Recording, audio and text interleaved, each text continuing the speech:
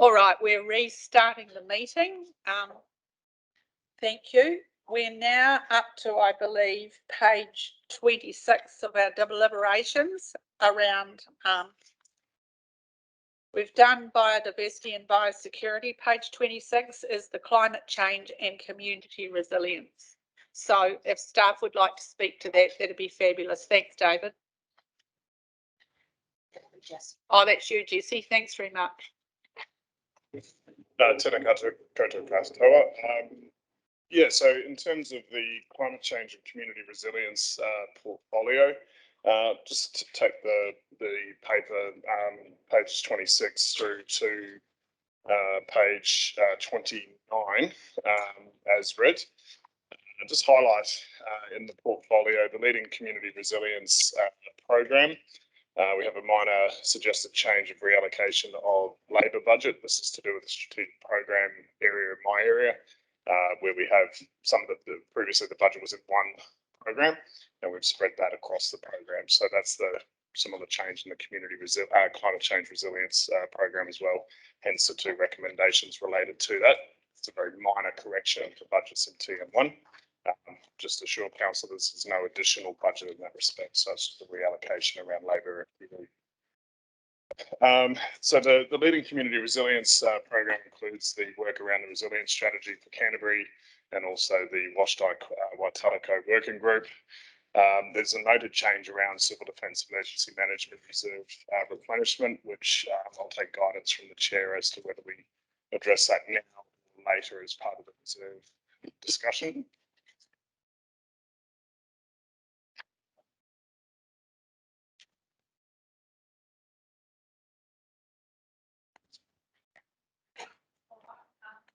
How do we want to deal with that, John? Can I get?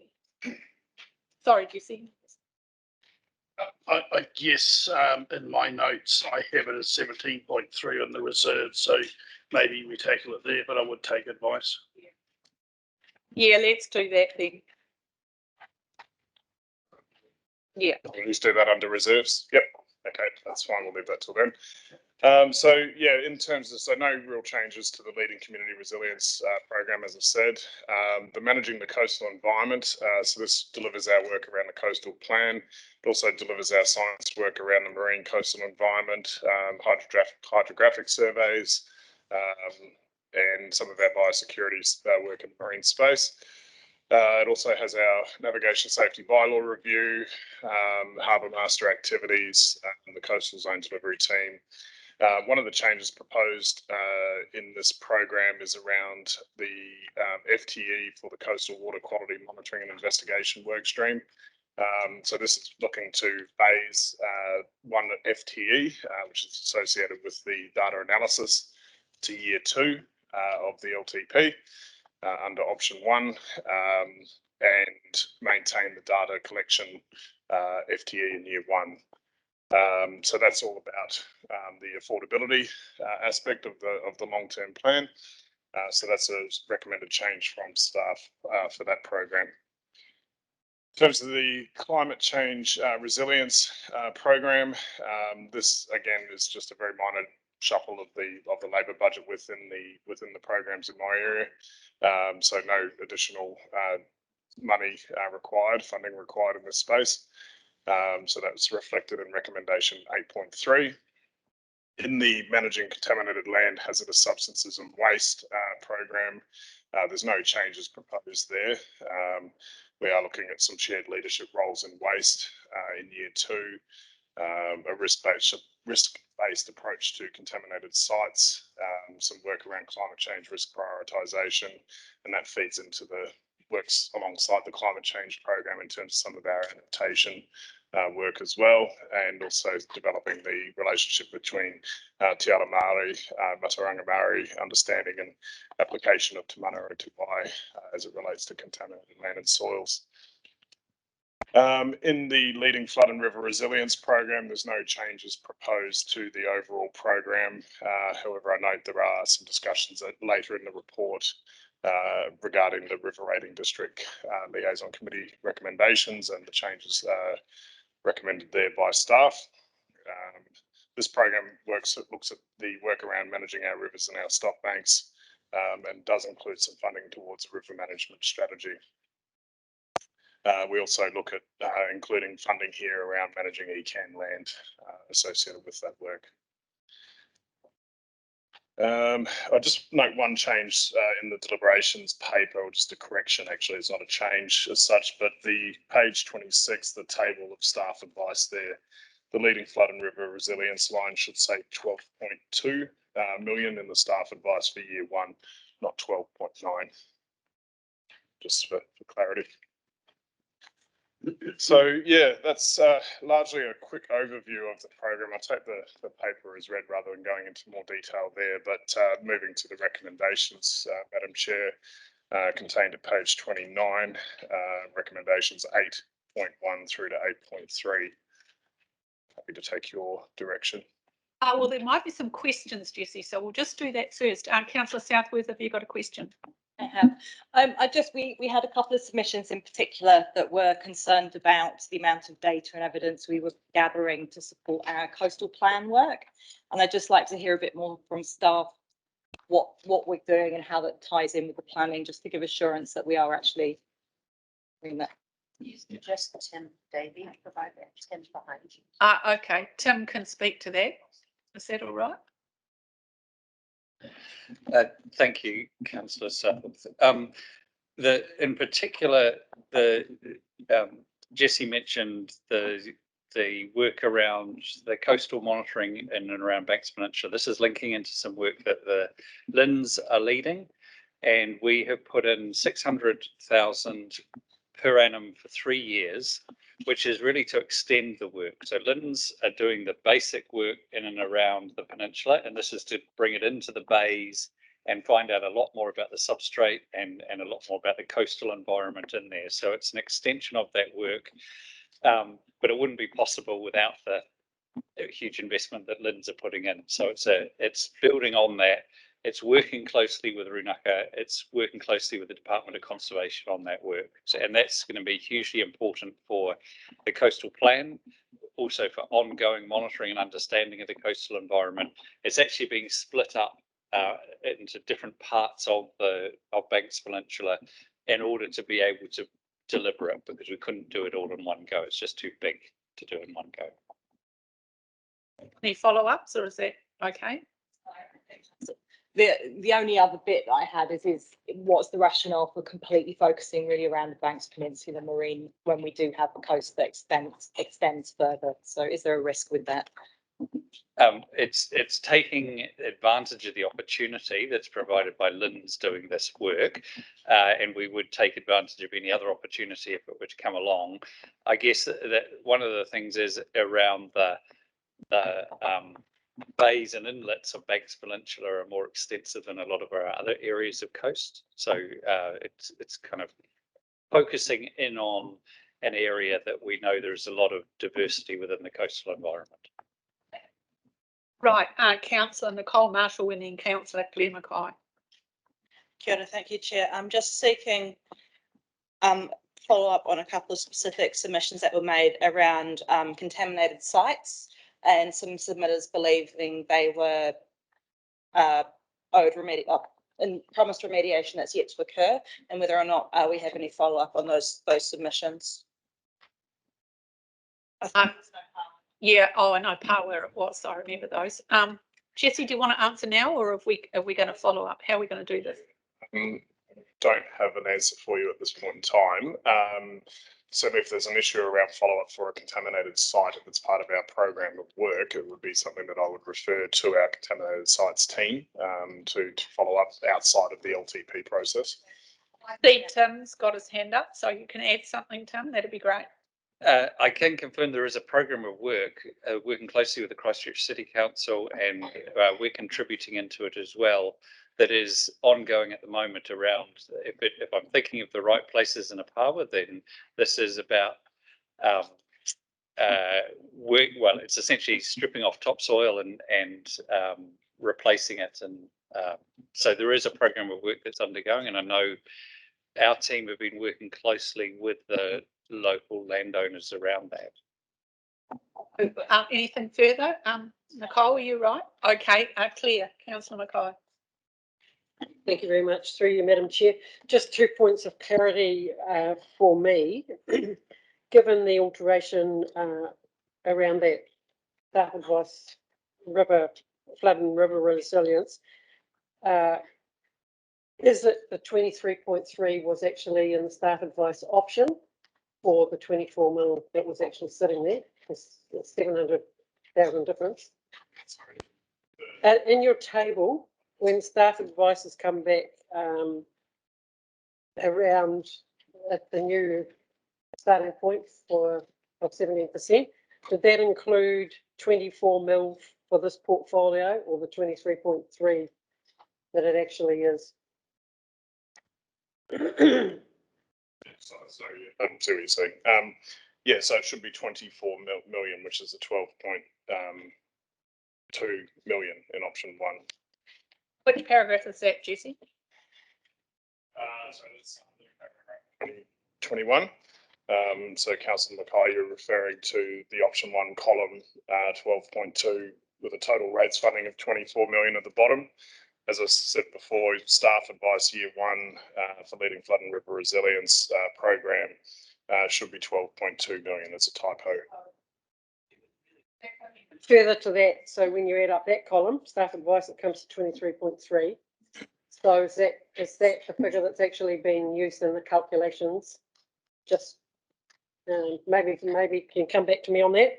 My second point of clarity was just really around in point 39, you talked with regard to the level of service measure.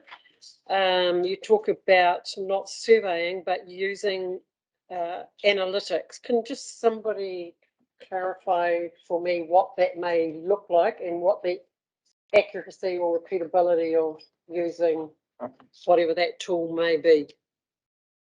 Paragraph is that, Claire? Paragraph point 39 on page 39. Point 39, everybody. It's the last. Oh yeah, I found it. Yeah. As councillors are aware, we'll be launching our It's Time campaign towards the end of this month. So some of the analytical information that comes through from that campaign, so we will have a lot of information coming through onto our website. That information is going to be used in terms of satisfying that level of service rather than a separate survey. Okay, so I guess for me, my concern around that is if you're almost preaching to the converted in the early years, how do we actually measure the success of the campaign for changing views or getting increasing awareness? So, I mean, I'm just noting that, and it may be something to think about in the collection of the data. Do you want me to just answer that through you, Chair? So, yes, there was a considerable amount of data collected. So even though we haven't done a baseline survey ourselves, we have used data that's been collected, for example, like from City Council survey, from the GCP work and so on. So that's going to be the benchline. So the change in this level of service is simply that we won't undertake survey after survey. We will measure it against baseline data that we're getting. Yep. Thank you. Councillor Megan Hands.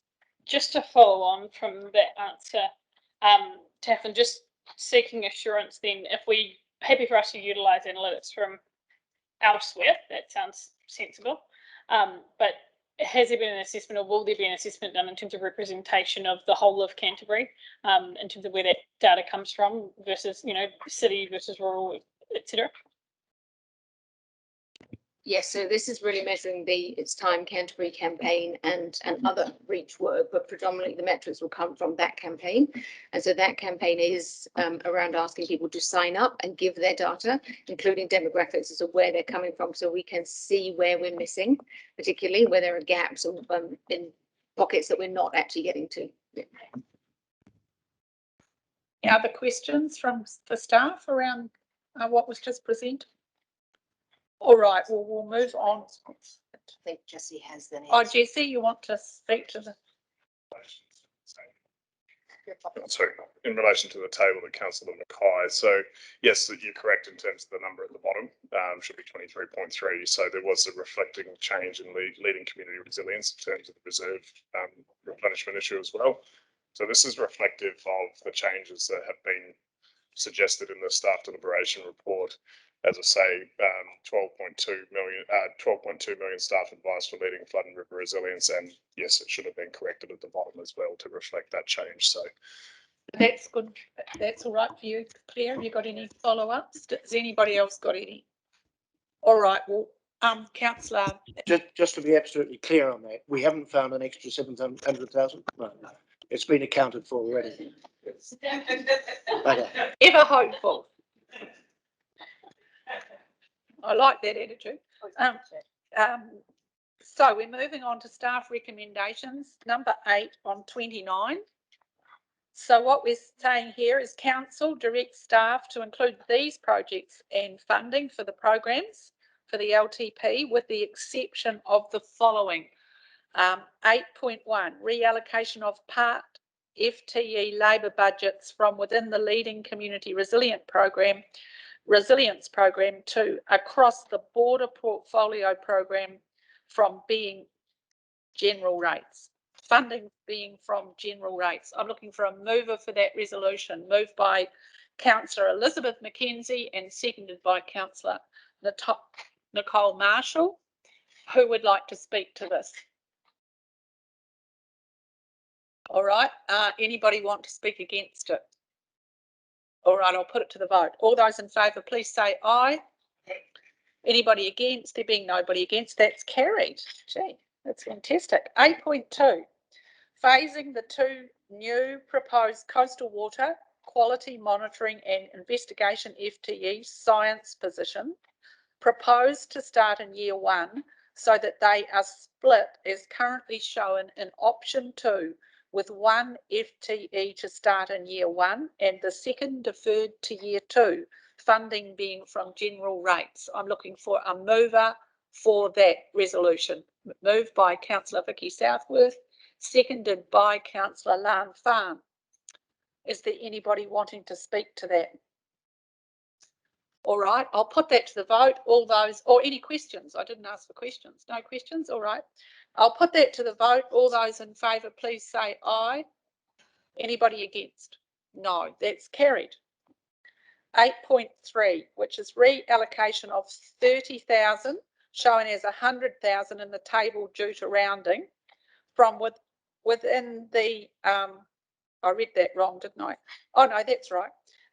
From within the climate change resilience program to across the broader portfolio programs, funding being from general rates. Who's going to move that one? Moved by Councillor Nicole Marshall, seconded by Councillor Grant Edge. Anybody got any questions? Anybody want to speak? All right, I'll put that to the vote. All those in favour, please say aye. Anybody against? There being nobody against, that's carried.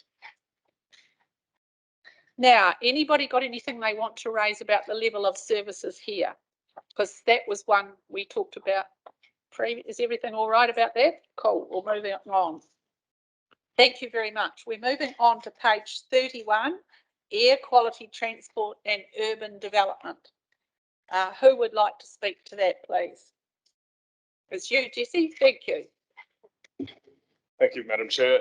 So just in terms of this portfolio, I'd just like to note we might touch on the clean air and the integrating urban land use and regional transport programs first, and then we can deal with public transport as a separate program discussion so that we don't, I guess, muddle the two, because I know there's quite a lot of questions and things around the PT space in particular. So, sorry, just give me 1 second.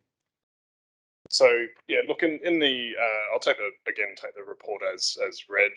Hopefully all councillors have had a chance to review that.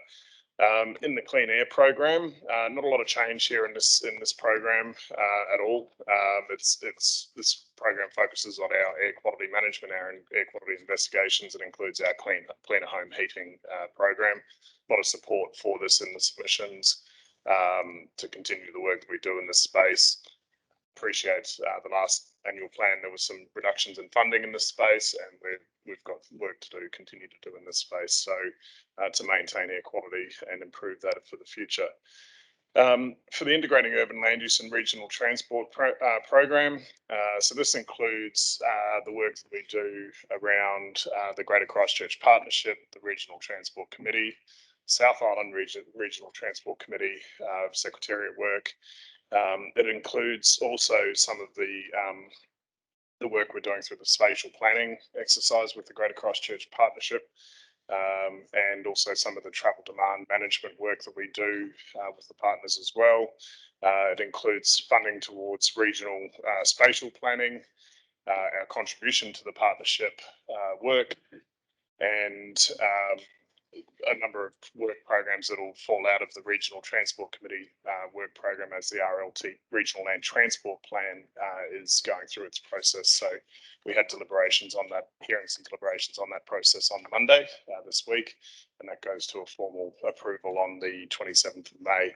From there will be a work program looking to give effect to the headline targets and objectives of that regional land transport plan, which includes work specifically around investigating rail opportunities in the region and also decarbonising our transport network. So working with our partner councils and Waka Kotahi, NZTA and Kiwi Rail in that space. So largely the changes in this program, it's really about delivery of what we do in our business as usual. But the main addition in this program is around the Greater Christchurch spatial planning work.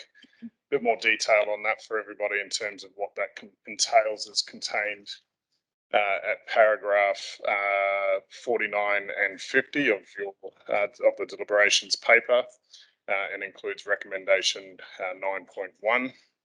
So the Greater Christchurch Partnership, since the LTP has been developed and consulted on, has firmed up some scope of work around a Greater Christchurch spatial plan. That was taken to our Greater Christchurch Partnership Committee last Friday. Councillors have a copy of it's been circulated to all councillors of the papers that went to the committee in the public agenda on Friday. It includes work flowing from the Greater Christchurch 2050 strategic framework envisioning exercise that the partnership's going through, spatial planning being a component of giving effect to that strategic vision for Greater Christchurch. It's fundamental to an urban growth partnership with central government, and also to potentially look at funding opportunities for things like mass rapid transit here in Greater Christchurch. So, and very important work from the sub-regional perspective, and certainly with the regional, with the recent announcements around the RMA reforms and the development of a Strategic Planning Act, which includes spatial planning as an element of that.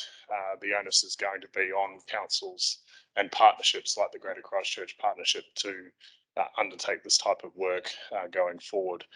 Hence why this program is looking to include funding for the spatial plan for the sub-region, but also for the broader regional spatial planning in year 3 and 4 of the LTP. So in terms of the spatial planning for Greater Christchurch, that's proposed to be funded as 394,000 is our contribution to that program of work. It's just over about $1.5 million, I think, for that total cost for that project across the partnership. The year 1 cost, so it's proposed to split that 394,000 over 2 years, 197,000 in each year 1 and year 2 of the LTP.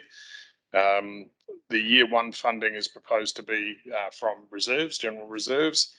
The year 2 funding is proposed to be 41,000 from general reserves.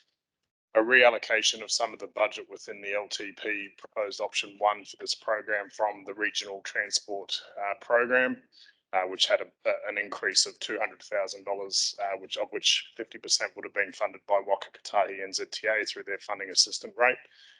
So that left us with 98,000 of general rate that we would have had to have found in that respect. We feel that we've got enough money under the regional transport plan budget. Don't need that additional 98,000 and put that into the Greater Christchurch spatial plan work.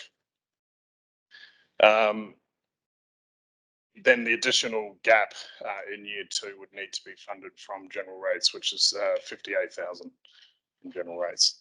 I note also in terms of the Greater Christchurch Spatial Plan work that the mass rapid transit work that you will be aware of is currently funded by Wakatahi NZTA 100% in terms of the interim business case work. So there is a lot of investigations happening around our transport network, looking at rapid bus networks and also into the rail space as well. So yeah, that's a bit of an insight into the cost structure for that proposed project and our contribution to the Greater Christchurch Partnership and the significance of that piece of work in terms of actually engaging with central government in an urban growth partnership. Yeah, happy to take any other questions on that program and the Clean Air program. But yeah, the recommendations contained on page 33 is around the funding at 9.1, which I've just reflected to you in terms of the general reserve and rates funding for that. Thank you. Any questions? I'm happy to move 9.1. Second.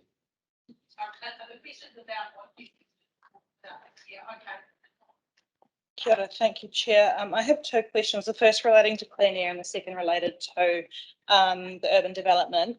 Level of service 28.2, which is on page 68 of the large document.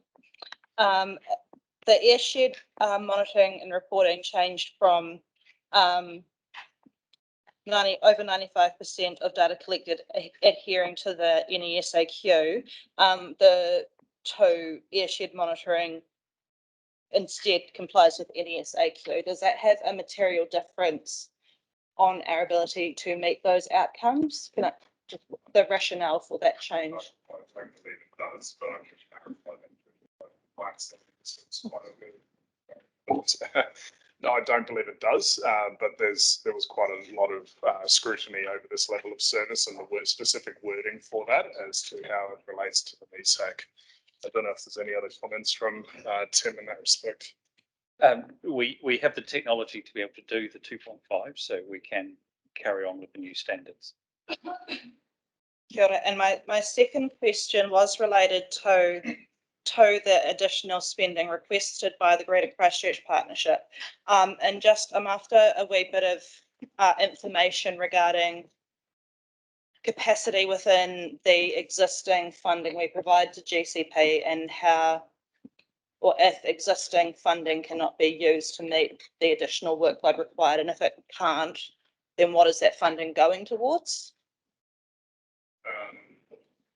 So in the papers that were circulated around on Friday to councillors, which is on the public agenda of the Greater Christchurch Partnership Committee, it talks about the funding structure of the project, and there is a portion of the GCP project's budget that is going towards this. So our contribution as a GCP partner, I think it's around about $200,000 in year 1 and 2 of the project.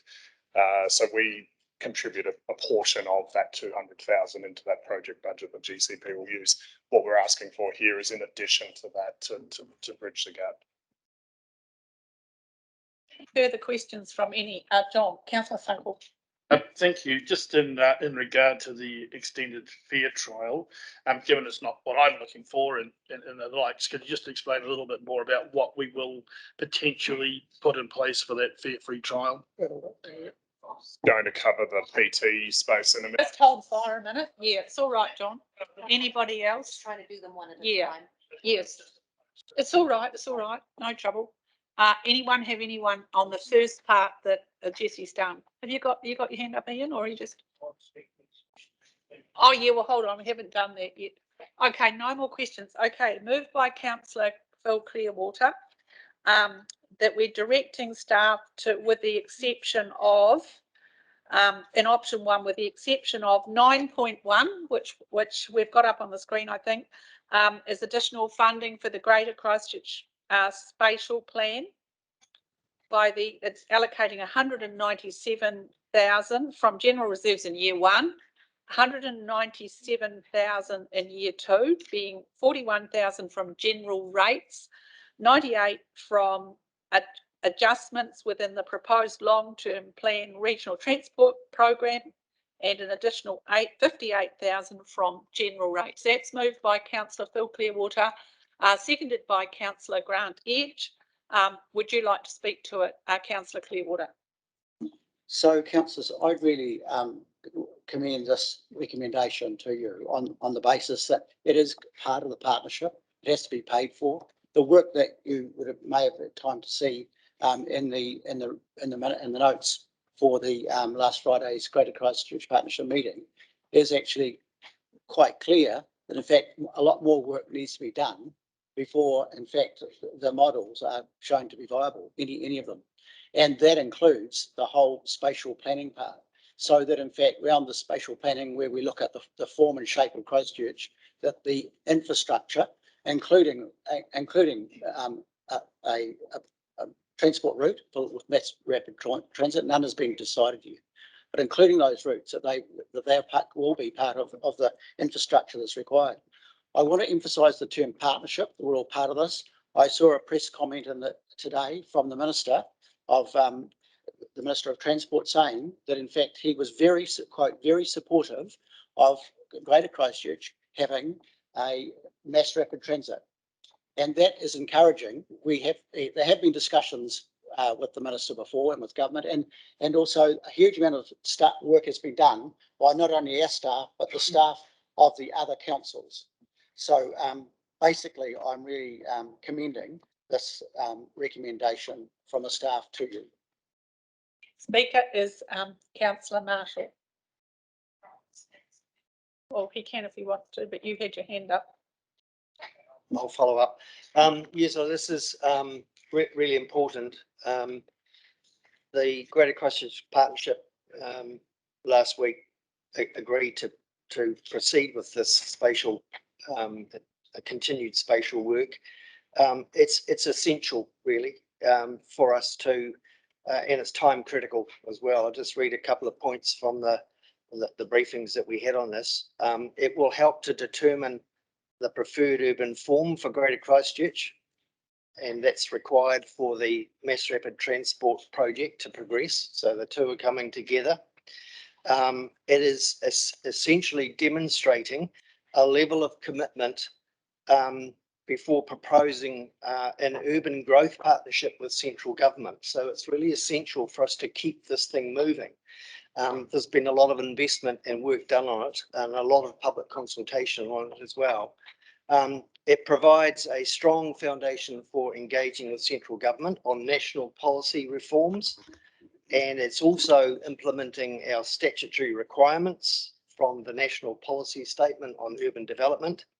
And it is the logical next step in giving effect to the aspirations that have been set out already in the Greater Christchurch 2050 strategic framework. So it's an essential piece of work. The project team are working with the Ministry of Housing, and basically what this will do is help us deliver the spatial plan for all of us in the next few months. So I too support this. Thank you, Grant. Councillor Nicole and then Councillor Scott. Kia ora, thank you, Chair. Now, I'm going to apologise for not raising this earlier, but I would like to propose an amendment to the funding source of this for the reasons that have been highlighted by both Councillors Clearwater and Edge. I would like to see this funded from the targeted Greater Christchurch rate as opposed to the general rate, because this is still proving the feasibility of the case. Once we know the feasibility, then I have full faith in the logic that it should be a general rate. But while we are still building the case and the regional benefit is not yet evident, I feel uncomfortable having a regional rate for something that has a local benefit. Okay, anybody else want to speak for this? Councillor Peter Scott.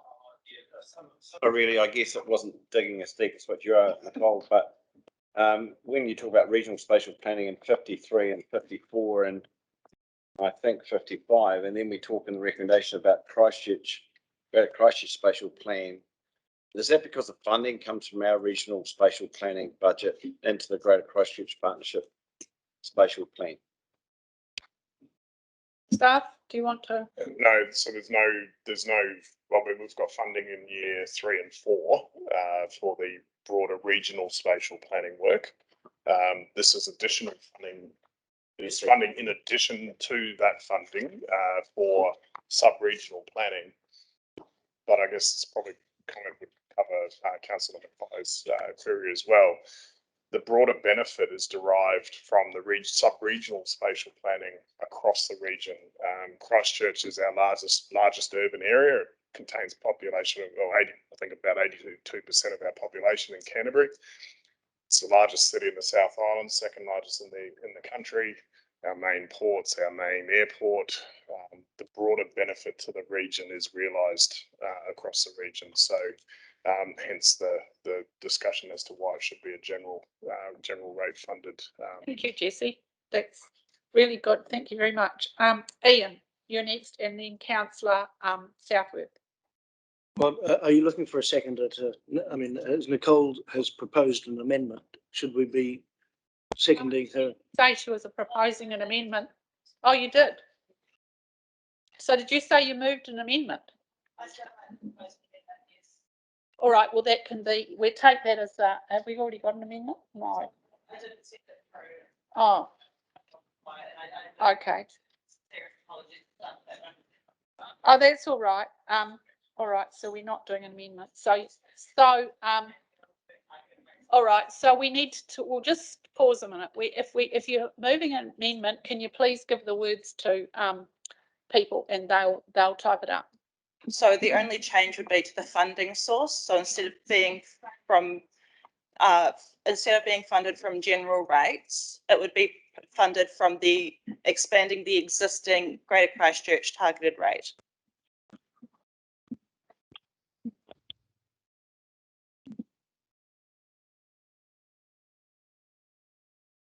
I'd like to ask the mover and seconder, are you happy with that?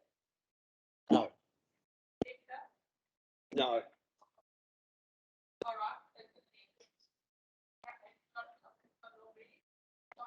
right. Is it typed up properly? We're just working on it, the computers.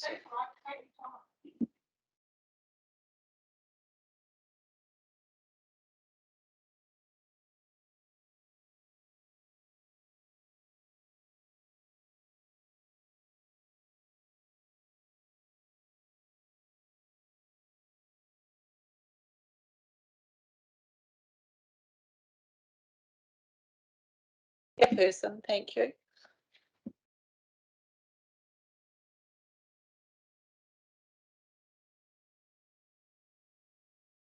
Councillor Craig, why are you I've got a question of clarification. Is that right? So just so I get my head around this, because I understand that Greater Christchurch isn't just Christchurch City, it's Waimakariri and Selwyn district as well. So does the targeted rate apply to Waimakariri and Selwyn as well, or just Christchurch City? So I'm proposing increasing the existing rating amount that's collected through the existing targeted rating area. Well, we have to seek advice from staff, because I would have thought to do that we would have already had to have discussions with we need you to think about it with the other partners. What are you going to say? Yeah, so there are issue implications in terms of the targeted rates that would go on to residents of Selwyn and Waimakariri beyond what's proposed there. So yeah, so they. Yes, I think we'll adjourn this meeting right this minute, because we need to get the advice from staff right on this. So can we please adjourn and just take your time, get it worked out and come back to us? Are we ready to come back? Okay, we're coming back into formal discussion. Just have to note that we are in a cost sharing arrangement with our partners in this. So we have to be really aware that this is a partnership we need to treat very seriously, like all the rest of our partnerships. So we need to reflect what the partners want. So we'll have your information now, Jessie. That'd be great. So my understanding from Councillor Marshall is that the proposed amendment is to the 58,000 to come from targeted rate. So we currently have a Greater Christchurch Partnership program, which is called our Greater Christchurch Urban Development Program, which includes our funding for our contribution to the GCP. So we would need to, through that targeted rate that we charge for that work, increase that budget by 58,000 to cover that, if that were the way the council chooses to move on this resolution. So does that mean that we'd be increasing the amount in the current targeted rate without telling our partners? And is that in year 1? That's in year 2, yes. So is it possible, Peter, is it possible that we could actually hold that decision over to the annual plan and do it then? Because then we could give the partners a warning that we're doing that. Yes, that's a possibility. Yeah. It is a possibility. I'm a wee bit confused. So are we still within the Greater City Partnership? Would we be targeting the ratepayers of Selwyn and Waimakariri with this as well? Yes. So my contention is we have 4 partners who are all equally or whatever pro rata contributing. We would then be turning around and targeting their ratepayers again for their contribution, when in fact it's our contribution that would be coming out of a general rate. So I would be nervous about the proposal. Thank you. Councillor Claire. I do agree with Councillor John Sunkel. I think this is sort of like an interference in agreed processes that's unnecessary and only going to be time consuming and delay. And it sends a really unfortunate signal to our other partners, which is the very thing we want to try and do. And that is to collaborate together. I would appreciate. Yeah. Oh, sorry, Phil, I cut you off. I'm sorry, I cut you off. Councillor Marshall, are you indicating you want a clarification? Yes, so I just have a question of clarification. So we currently collect rates for GCP through a targeted rating mechanism. Is that not already itself a double tax on those same households? We would have had. I'm just trying to understand the difference between. Well, what we'd be doing now, from my way of thinking about it, what you're proposing is we'd be increasing that targeted rate without consulting our partners, because we've got a cost sharing agreement and we've worked out exactly what we need for all of this. So we'd be giving them a surprise. There should be no surprises. So that's what we'd be doing. Is that right, Councillor Sunkel and Councillor Clearwater? All 3 of us agree. All right. So Councillor Ian McKenzie. One more comment, really, because it seems to me that the logic, I'm rather with Councillor Marshall, the logic was saying we're going to fund this from the greater region because Littleton is the major port in the Canterbury region, would immediately get some response from the ratepayers of South Canterbury, who think that Timaru is the major port in the Canterbury region. And so to fund a project which is specifically about spatial planning in Greater Christchurch, when there's no evidence to the rest of Greater Canterbury that there is any spatial planning for Greater Christchurch, it seems to me, and asking the general ratepayer to fund that, seems to me to be faulty logic. And I don't understand, as Councillor Marshall does, that when you increase an already agreed targeted rate for work on Greater Christchurch City, why a small increase on that targeted rate, is such an issue that we have to consult with our partners, because in fact, the targeted rate you use targeted rates for the people who benefit from those targeted rates. And if you increase the targeted rate for a river rating system, we don't have to go to the territorial authority, do we, to get their permission to do that? Okay, thank you. I think this is a bit of my comment is that this is a different partnership to what we've got with the Greater Christchurch Partnership. Is a totally different ball game to any relationship we've got with the other TLAs. Now, I can't see why in year two, why do we have to do this now if it's only going to be in year two? We can do this, Nicole, but we can do it later and not upset our partners. What do you think about that as the mover? As the mover, I'm happy to leave it general reserve in year one with year two funding to be determined. Shall we change the words up there? How does that fit with the other people on Greater Christchurch Partnership? Could we get those words typed up there, please? I think staff need to give some advice. I don't think we need. Well, we can give the advice once they type it up. Just put it up there. Oh, don't put it up there. Why not? No, it's not that I don't want it up there. No, put it up there in the meantime. What, Craig, yeah, clarification. So it's about the 58K. So just following up from Nicole, you're talking not to not fund it. It was just about where it comes from. So we're still going to fund it, have the quantum of money, but you just wanted to defer the decision on where it comes from. Yeah. Yeah, I just wanted to be clear. with the 58K to be determined. Thank you, Megan. Yeah, Megan. Look, it's a comment, but I hope it might help. And then I'll speak. We'll decide whether this motion gets put on the table. I'm not sure. Has Nicole got a second to that, or? Ian has. Okay. So for me, I asked this question yesterday in terms of benefit realisation and an assessment around funding this work and whether there should be an element of targeted rate or not.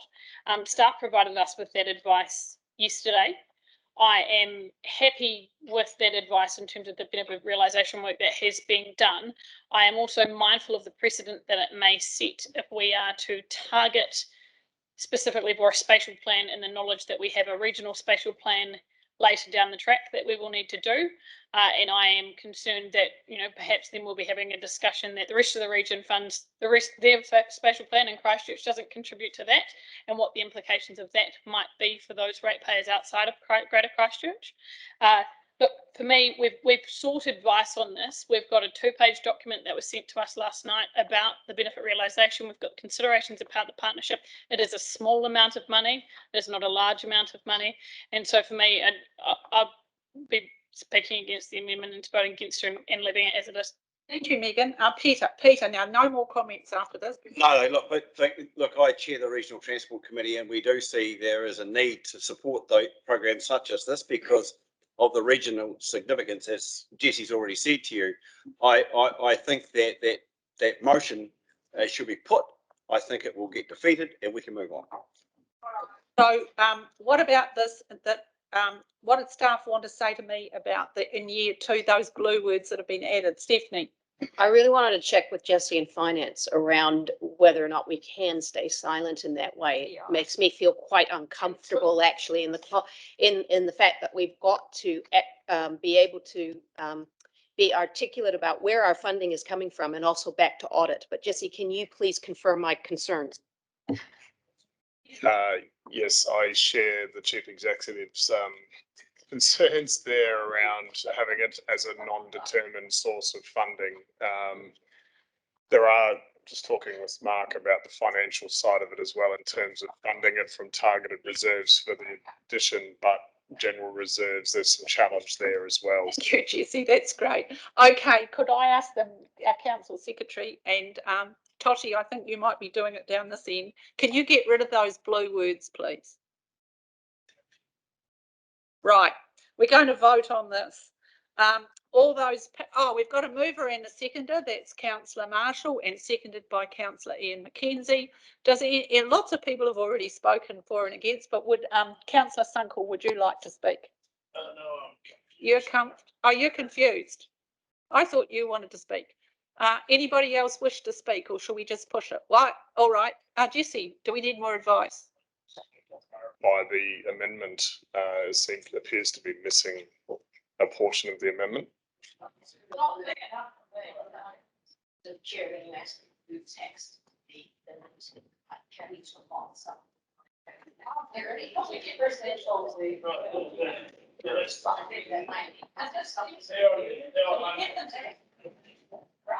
Now, John, we like to sit. Okay,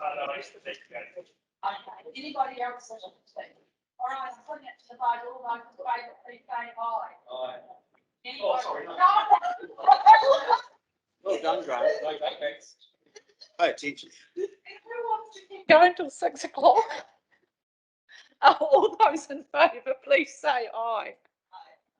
All those against? No. Okay, it's defeated. Thank you very much. All right, we're back to the substantive motion. I'm going to put the substantive motion now. All those in favour, please say aye. Anyone against? That, oh, one person against. Do you want that recorded? Or you do? Okay, he wants his name recorded. Councillor Ian McKenzie. That all those, oh, that's, and anybody against? Yes, I got that. Carried. All right, carried. Jessie, we're over to you again to talk to us about transport, please. Oh, I'm sorry, Madam Chair. Yes, this is where our regional rail amendment comes in, actually, in this section here. So it would be a new additional amendment. That's the one which I emailed around to everyone this morning. Yes, it does. It actually comes into this section. do you mean the one we've just been building? It'll be 9.2. Yeah. Yeah. 9.2, why does it come into the first one?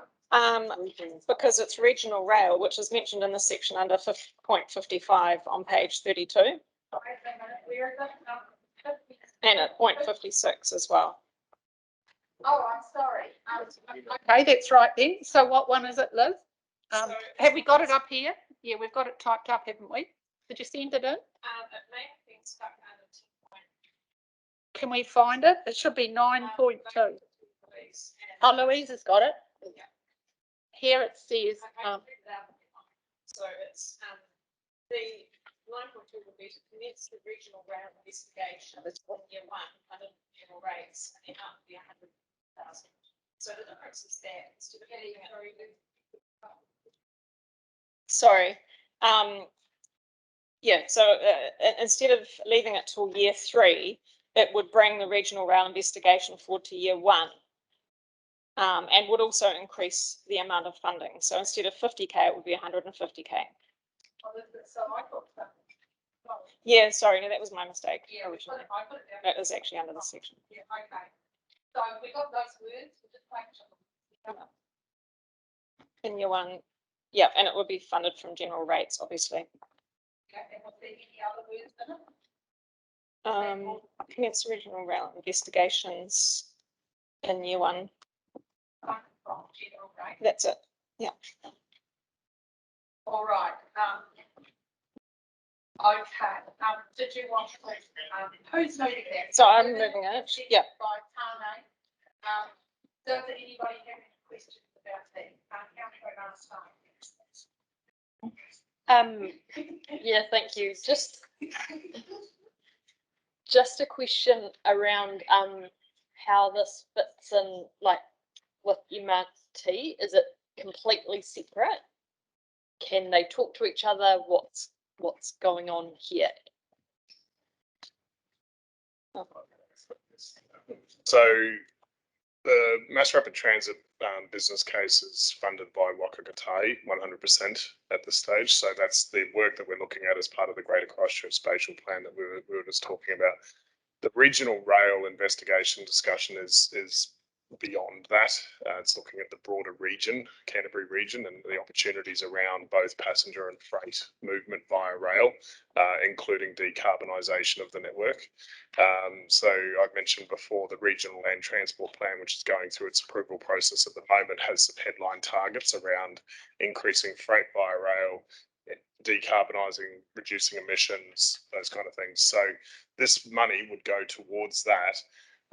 The advice I've had is from our regional, our strategic programs team who do the secretariat work for the Regional Transport Committee, Claire and Luke. We've got about $150,000 already goods and services budget, plus 2 Labor FTE for the Regional Transport Committee program of work.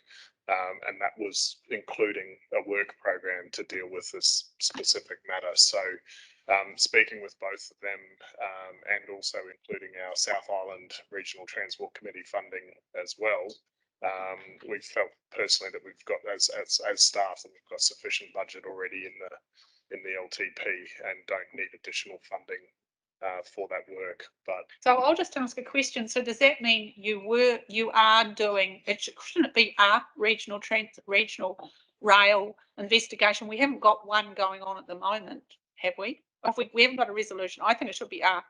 But that rail investigation that this says is already being undertaken. The Regional Land Transport Plan and the Regional Transport Committee identifies rail, increasing freight, looking at passenger movement, tourism, all of those elements as part of the work program for the Regional Transport Committee. That work program is being developed, which will include regional rail investigations. And we've previously had some work from David Lupton as well around rail. So it's all folded in under that work program for the Regional Transport Committee. So to give the assurance to Council that we are doing that work, we have 2 FTE, as I say, in the regional transport space, including goods and services budget of 150,000 per year to do that work. So Councillor Scott, since you're the chair of this rural transport stuff, regional, we've just heard Jessie saying the staff advice is they don't need that extra 150,000. Are you want to make a comment about that? I think in support of this, although I'll take Jesse's advice because he has more in-depth knowledge of this than I would. I think I would support this because the Regional Transport Committee is really seriously interested in rail and what that will bring to us. I think we've got an opportunity when Kiwi Rail joins us at the table to actually have a more in-depth discussion with them. And so I'm not sure. I'll take your advice, yes. All right, I just want to make sure you were aware of it. Now, I'm just going to take questions now. Liz, have you got? You can in a minute. I'm just doing questions at the moment. Any other questions, Councillor? Oh, well, there's 2 people, Councillor Claire Mackay and then Councillor Clearwater. Well, Councillor Mackenzie might answer my question when she speaks to it, but it's really around that justification of the quantum of that amount. And we've now just had some advice suggesting that in fact that they've got enough from staff to do this. So I'm really getting a little bit challenged and keen to hear some justification for the 150,000 extras. Really, just following up Jesse's comments, because I'm still have got no idea of, and it's no disrespect to Jesse, I've got no idea what would be done with the additional $100,000. And I guess that's no disrespect to staff. They've been quite clear that everything that can be done is being done, and that I guess getting assurance that in fact, if there's some other specific work that we could spend it on, okay, but I don't know what that is. I suspect that Liz might be going to fill us in with that when she speaks to the resolution. So let's see what Liz says. Councillor Pauling. Yes. So the $50,000 that's talked about in the report and put for year 3, can you tell us what that's about? So previously we had $200,000 in year 2, which was part funded by Waka Kotahi, the funding assistance rate, the 98,000 left over, which is general rates, which was used towards the spatial planning work. A rejig of the budget there. The 50,000 as we lead into regional spatial planning, if there was any work there in terms of the transport network as well. Staying to Councillor Scott, if we were to have 150,000 in year 1, as we've currently got proposed in our budgets, plus another 150,000 in year 1 for further rail investigation work, I think we would be stretched as a team from a doability perspective to actually spend 300,000 of goods and services in year 1 on regional rail investigations. Knowing that we've got Kiwi Rail coming to the table at the Regional Transport Committee. They've been invited to join the table and join the conversations. I'm having conversations with Mark Heisenbuttle, the South Island Operations Manager, as we speak. Understanding where they're at, where we are at, where we want to go with broader regional transport in the Canterbury region. So I would be I think we would struggle to spend $300,000 in year one of the LTP on regional rail. Right, well, thank you for that advice, Jessie. I think we'll go back to the resolution now. Thank you for all that advice. Councillor Mackenzie, would you like to speak to your resolution? And the second can either speak next or you can reserve your right to speak until later in the debate, whatever you choose, Councillor Apanui. Councillor Mackenzie. Did you want to speak first, Councillor? Okay. All right. Yeah.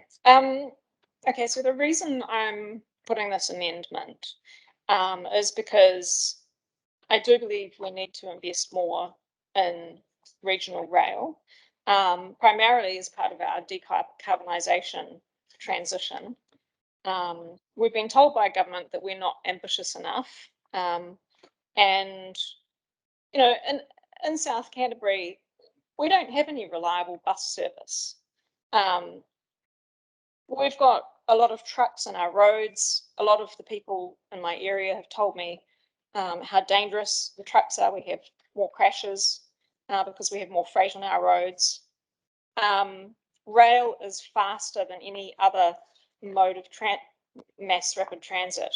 It also has the least amount of emissions of any form of public transport. It reduces congestion. It improves mobility for disabled women, children and elderly. And our DHBs, the South Canterbury DHB, has asked for a train service, for example, from Tumu Hospital to Christchurch. It's cheaper and more efficient if you look at it over a 100-year service life. It provides jobs, employment. So we're actually helping our regional economy.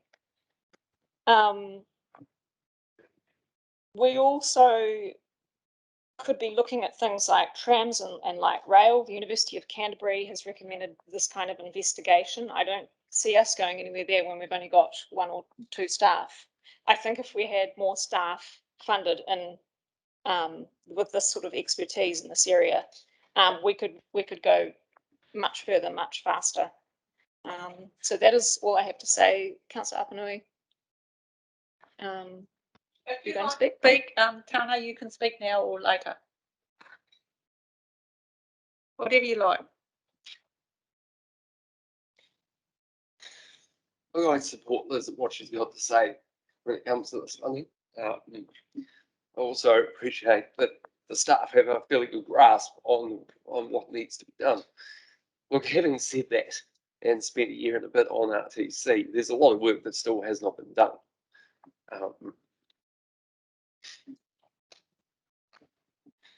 So whether we need this for extra consultants to actually get through workloads that we need to get through, I think at the end of the day, it's 150 grand when we're looking at some of the other projects around the place. And this is already budgeted for it in the next couple of years. I'd rather have it sitting there for us to use with it in an expeditious way than to not have it and need it. So I agree with what Liz has to say, and I appreciate the start. Councillor Scott. At the risk of spending the afternoon next to someone who might not be very happy with me, I'll say what I'm about to say. I think we can't wish for what we want here. I think that in terms of the processes we're going through, and I understand your frustration, Tony, at this, the processes that we're going through with the staff have us in a really, really tidy position in terms of this this project. If you talk to Heisenbuttel at Kiwi Rail and the 2IC at Kiwi Rail, they're a long way from being able to provide anything for us anyway in terms of rolling stock. So although we might wish this, although we might wish rail, it's not going to be here anytime soon. We need to be in Wellington and we need to push really hard in terms of that as a national link. I think we do more good having our South Island RTC chairs meeting and our joined up approach with Southland and Otago and the West Coast in terms of these things for the South Island than we do anything else. And if this man here says that he can't spend the money, we should not look a gift horse in the mouth here. So that's what I think about this. All right. Who else would like to speak? Councillor Megan Hands. I actually have a question for Jessie. Question, you said you'd think from a doability perspective, you wouldn't be able to spend it in year one. Given what Councillor Scott just said and others have said, what about in year two, given central government election timeframes and the likes? Is that still a doability factor, or is there still doability questions to answer in terms of where you need to get to with Kiwi Rail and the likes? So the RLTP is just about to land, and the work program, so the 27th of May meeting with the RTC is when we're sitting down to work through what will the work program look like for the next 12 months, 18 months, 24 months, etc.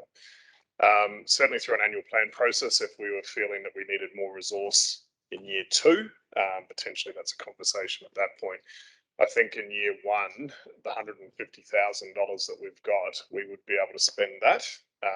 And that's a conversation with Kiwi Rail. It's a conversation with the broader TAs as well in this space through our transport officers group, looking at investigations into regional rail from both a greater freight movement perspective, but also greater potential passenger movement.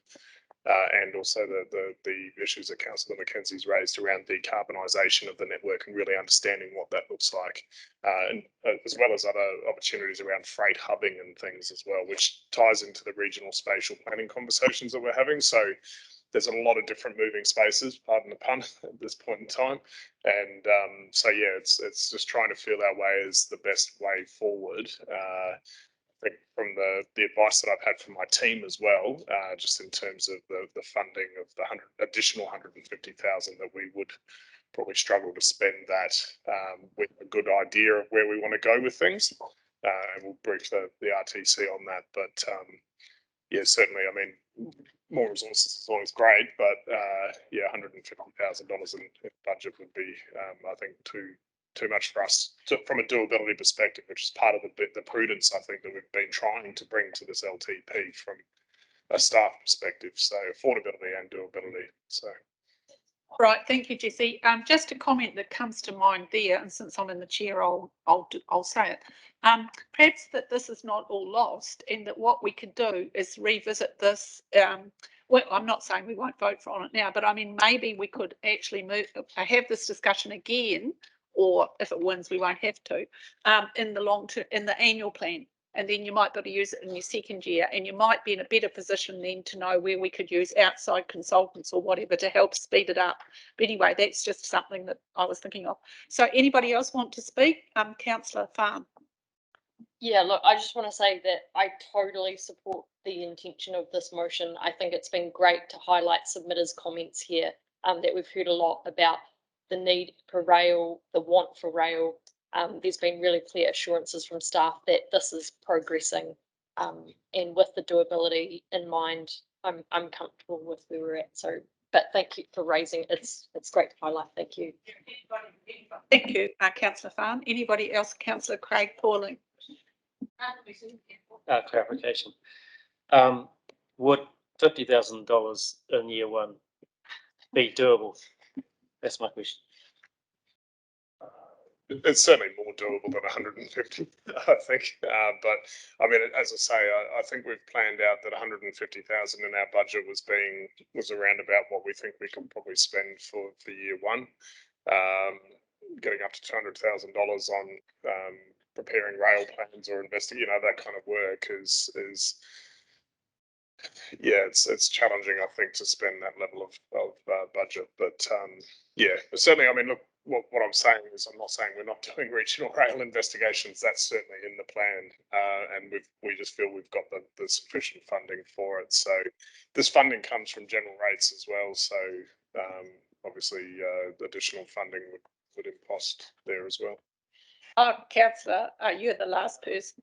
Comment really.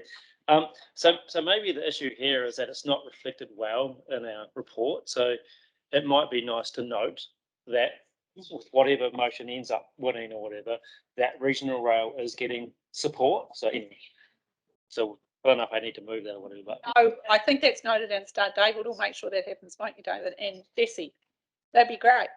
All right, now I'm going to put the city resolution. I'm putting the resolution moved by councillor Liz McKenzie and second by councillor Tane Apanui. It's now number 9.2 and it's up on the screen in red. All those in favour, please say aye. Who's in favour? Aye. Aye. 2 ayes. Who is against? I think it's lost. So thank you very much, everybody. We're moving on. Yes, councillor Scott. Oh, councillor Scott is abstained. We hear you. All right, Jesse, you're back on again, I think, for transforming public transport. Thank you very much. If you'd just like to speak to some of that, and of course we have read it, but if you'd just like to highlight a few things. Yeah. Thank you, Madam Chair. So just quickly, we had over 600 submissions from this whole portfolio. Majority are in the public transport space, as you would expect. Just a quick run through for you, just to remind you as to what we do in PT. We provide the bus services, Tumu MyWay, total mobility, community vehicle trusts, bus interchange, customer support and information, customer marketing, engagement, reviews and consultation, strategy and planning, procurement, contract management, technology systems, and ticketing and payment. Some of the challenges that we're facing in the future around the COVID-19 impact on our bus patronage, we've seen that go down. Future legislative change, our changing environment, and we just need to make sure that all of the initiatives that we undertake in the PT space are integrated and considered as a package. Just like to note that in option 1, that was premised on the basis of the new public transport operating model contracts being included, the real-time information system, the total mobility funding uplift, and the national ticketing solution that's coming our way. We also included the COVID fare reduction offset and the funding of that through reserves. In Year 1, we also have the fare stimulus package and trial. We have the Timaru MyWay, additional PT resource in Year 1, contribution to the Greater Christchurch Partnership Travel Demand Management work, and also we had some reserves being used to offset other costs within the delivery of the PT service. We did have the express service enhancements and also the under 19 being included in the child fare. As you'll see in the recommendations 10.2 and 10.3, these were proposed by staff to be phased to Year 2. And in addition, there were Employment Relation Act changes, which has resulted in some additional funding being available, $300,000 to be used in Year 1 of the LTP, but to go into reserves. And we also have the enhanced bus cleaning. So in terms of our contracts there for cleaning of the buses, Wakakatai NZTA has been funding the enhanced bus cleaning. That is no longer come the end of June, I believe it is. So we would, as a council, need to fund the additional cost of that, or a variation of that if that was where the council wished to go. So that to keep up that cost, that enhanced bus cleaning, that would be an additional $300,000 per annum. In Year 2, just to remind you, we also have the zero emissions fleet replacement coming on stream. So that's 50% proposed replacement of the fleet, about 20 out of the 40 vehicles required at that time. We also had the Greater Christchurch Partnership PT Futures minimum commitment. So this is the funding that goes in with the partners around the operational expenditure from our perspective in terms of service delivery, which is matched by the partner councils in terms of the capital expenditure that's required. So to provide that additional service. PT staff don't recommend borrowing for PT operational expenditure, but capital projects is an opportunity, and borrowing will be discussed later today. So just in terms of the report, so I've just given you a bit of a quick run through of what's included in option 1. Staff advice is not to vary from option 1, with the exception of as I said before, the COVID-19 fare, the under 19 fare being included as a child fare, not COVID-19. Uh, it's getting later in the day. And the express service enhancement being phased to year 2, and the ERAs going into payments going into the into reserves, and the enhanced bus cleaning being included as well. So that's the recommendations on page 38 of the deliberations paper. Happy to take any questions on any of that. I've got Jeremy Dixon here from our public transport team as well to answer any specific questions. I know there's been some questions around the bus cleaning and those kind of things, so happy to answer those. To have you there too, Jeremy. So we'll just take some questions first. Councillor Sunkel. This time that I'm awake and got my pages sorted out. My question relates to the extended fare trial and just to what exactly are we now considering as a potential for that fare trial, given we talk about an extra potential 4 to 6 weeks.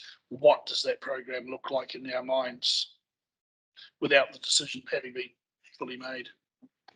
So we're still we're in the process of designing what the fair trial looks like. So that 4 to 6 weeks, we will decide what the fair trial looks like, and then we'll run the trial. That 4 to 6 weeks gives us additional time running the trial to test whatever we're trialing. So it's not any changes to the trial itself, apart from the length of trial, giving us longer time to test it. The length of trial would be. I guess that's my question. I don't have that off the top of my head. From memory, look, I'd give you, yeah, it was. I think it was circa 3-month trial. That's good. Any other questions that people have got before we start? Councillor Southworth. I'd just like to ask with the proposal 10.3 and 10.4, so postponing the targeted rate fare price change for under 19s and then the express service enhancements. You could just tell me whether the proposals are for cost saving or is it because there's a capacity issue? Perhaps tackle each one independently. That was staff advice around that was more around the affordability aspect, and we were looking to phase particular aspects of what's proposed in option 1 of the LTP, where obviously a lot of the work has commitments or it has partnership implications, things like that. So where could we find some savings? And these 2 areas were areas where potentially, there were some savings there. So by not losing those activities, but phasing them out to year 2. Thank you. Was there any other questions? Tane. 10.1, Jeremy, I'm glad you're here. Would you be able to describe the differences between standard cleaning and enhanced cleaning and the frequency of the 2? Yes. So I mean, well, standard cleaning, we've got contracts which defines what cleaning is required, and the operators are contractually bound to provide that cleaning. As part of the COVID cleaning, we provided a touch point cleaning every day for any touch points on the bus. So window sills, which were already part of our contract, but what wasn't part of our contract was the operator consoles, the top of seat rails, all the truncheon poles where you the handholds and all the buttons. So that's additional cleaning that we do for every bus every day until the 30th of June. So the quantum of difference, and there's a whole lot of other cleaning that happens, exterior of the bus, washing of the floors, walls, etc. That's all specified in the contract, but this works out to be circa 15 minutes per day per bus additional cleaning. So that's what that cost pays for. Thank you. Ian, did you have a question? I think Tom. It was. Sorry. Did you have another one? Actually, I will.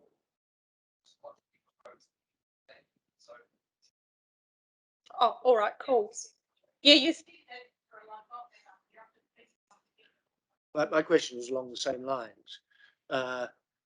So would the bus patrons recognise that there was a difference in cleaning going forward? Well, the evidence we have from our metro user surveys, if you will, you may not recall because it was a few months ago, but there's a significant uplift in cleanliness, statistically significant, much higher than anything else. So that it's definitely been obvious to our users that it's significantly more cleaner than it was previously. And it's our view that in a post-COVID environment, when we are trying to get people to re-engage with public transport, that's one of the barriers to entry, or perceived barriers to entry. And so providing a very clean bus, which we do anyway, but a high level of cleanliness is going to assist with getting passengers back on board. Thank you, Jeremy. Councillor Phil Clearwater. If the additional cleaning budget was reduced, say, would that have potentially an impact on the number of cleaners who would be employed by the contractors and their wages? Well, it's extremely unlikely it would impact their hourly wages, but there would be less cleaning done. So if we were to reduce the expenditure, then it's most likely that we would have less frequent cleaning. So rather than being on a daily basis, we would do it either every second day or twice a week, because it's the most efficient way to do it. Thank you, Jeremy. Were there any other questions, or shall we have no other questions? All right, so that was just after the staff had spoken. So now we'll turn to the recommendations on page 38. Everybody got them in front of them. And it's once again, it's directing staff around the program and the option 1, with the exception of 10.1, additional targeted rate funding per annum to be included for enhanced bus cleaning, 250,000. That is moved by, yeah, you're going to amend it, but we've got to move this first. So who's going to move this? By Councillor Phil Clearwater, seconded by Councillor Lan Fan. Now, I'll give you the call, Elizabeth. Or is it Tane? Yeah, so Councillor Upno and myself have proposed an amendment to this, and that is to decrease, not to remove the enhanced bus cleaning, but to decrease it to 100k. Okay, thank you, Councillor McKenzie. We've got some words. Have we got those up there? It's the same words, but just changed. Okay, we'll just get that changed to enhanced bus cleaning to 100,000. Rightio. Yes, you can speak to that now if you'd like to.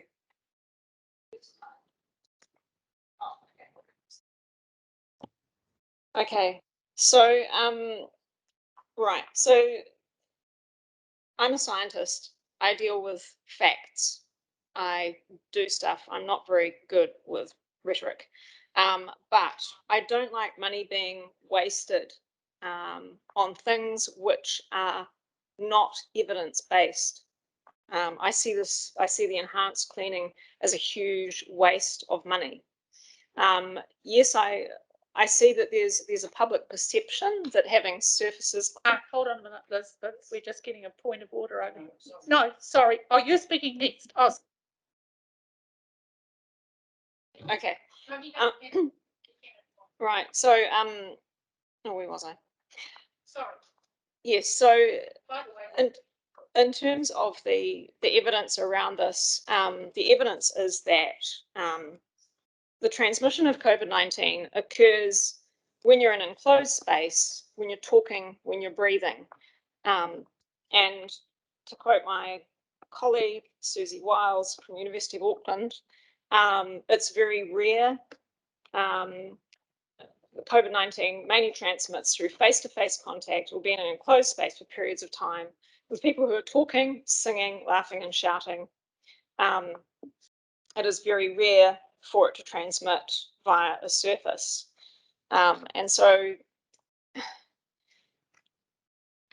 the other issue around this is that extra cleaning, I'm not sure if you're aware, but cleaners are one of the most unhealthy group of people on earth because they're exposed to chemicals every day, all the time, that are very detrimental to their health. And if you're using a lot of these spray-on chemicals, they're quite harsh chemicals. They're going to be doing more of this. It's going to drive things like antibiotic resistance. And, you know, I mean, okay, the public might perceive it to be a good thing, but in scientific terms, in evidence terms, it is a waste of money and potentially is bad for people's health as well. So I'm very much against spending this much money on this type of activity. That's what I have to say. Thank you, Councillor Mackenzie. Councillor Tane Apanui, would you like to speak now, or do you want to reserve to speak a bit later? Okay. Councillor Clearwater, you were indicating you wish to speak. Yes, I'm totally against this amendment. I just think, and as a fairly regular bus patron, one of the nice things about using the bus is having a friendly driver, but also when the bus is comfortable and clean and looks good, and in that way people are happy. And the whole objective of part of our public transport futures is to attract people to buses, not who wants to really sit on a bus, which might only be cleaned every second day, for goodness sake. So, you know, we tidy our kitchens at home and we keep it where we travel clean too.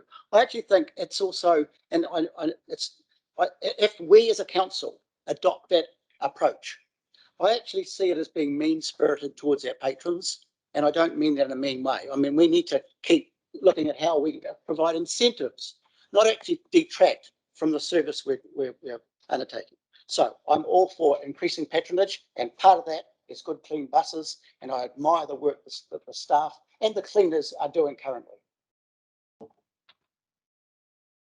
Who else would like to speak? Anybody else wishing to speak? Oh, Councillor Claire Mackay. Thanks very much. As a less frequent bus user, but one that has used the bus quite a bit in the last year or so, I really appreciated the cleanliness of the buses, and for me that's probably quite important, and for a lot of the cohort that perhaps, or my peers, that is also quite an important issue.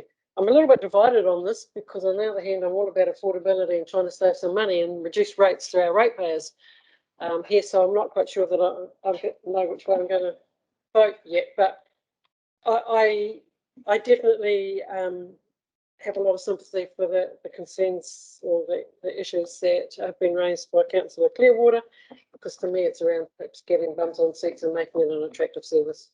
Thank you, Councillor Mackay. Councillor Nicole Martin. Oh, Councillor Lan Fan was next, and then you, Nicole. Thank you. Yeah, to me, this is pretty simple. It's about our duty of care as a service provider. Again, as a pretty irregular bus user, I would really appreciate that level of cleanliness was maintained, and just noting that we're not in a post-COVID time, we're in a current COVID time. So I totally note Councillor Mackenzie's scientific knowledge about it being rare for it being COVID being transmitted on hard surfaces, but it's not a time to afford that kind of level of risk, even if it is rare. So I just support it. Thanks. Thanks, Nicole. You next. Kia ora. Just a question of clarification, actually. And it actually follows on really well from what Councillor Farm was just saying. So this additional funding is only while we're still within COVID alert levels. Will it cease at the end of that, or is it proposed to continue, in which would be consistent with what other councillors have said around their experience of buses since the cleaning has commenced? It's not necessarily, I understand it, tied to COVID alert levels as such. I mean, yes, the funding from central government has been, but going forward, this is about us attracting patrons to the bus service in terms of continuing to have that enhanced cleaning service. Jeremy was saying to me, you know, safety, comfort, cleanliness are the three key things that our bus patrons want from our service. One of the suggestions I was going to make is, as we are in an environment that's changing daily with the COVID response, potentially maybe instead of having it 300,000 per annum for years 1, 2, 3 onwards, we do it for year 1 as a because we are likely to be moving into it. We are moving into a vaccination program. There's kind of things that I know Stuart has raised before. So there's an alternative there that maybe for the next 12 months, this enhanced cleaning is continued, but beyond that, the funding's either reduced or it's, you know, move into a less frequent or reducing it altogether. So that's another option for councillors to consider. Thank you for that suggestion, Jessie. We'll just park that for a minute. Councillor Southworth, you were next. Yeah, I've been listening because I, like Claire, Councillor Mackay, also a bit torn. And if you came to my house, you know that I'm not a clean freak, but I have spent a lot of time travelling on buses. I have got 2 children who were travelling on the buses since they were 2 and 4 and still do. And when I think about how many sticky hands, fingers, coughs, sneezes, etc., it's not just about COVID, it's about just general hygiene.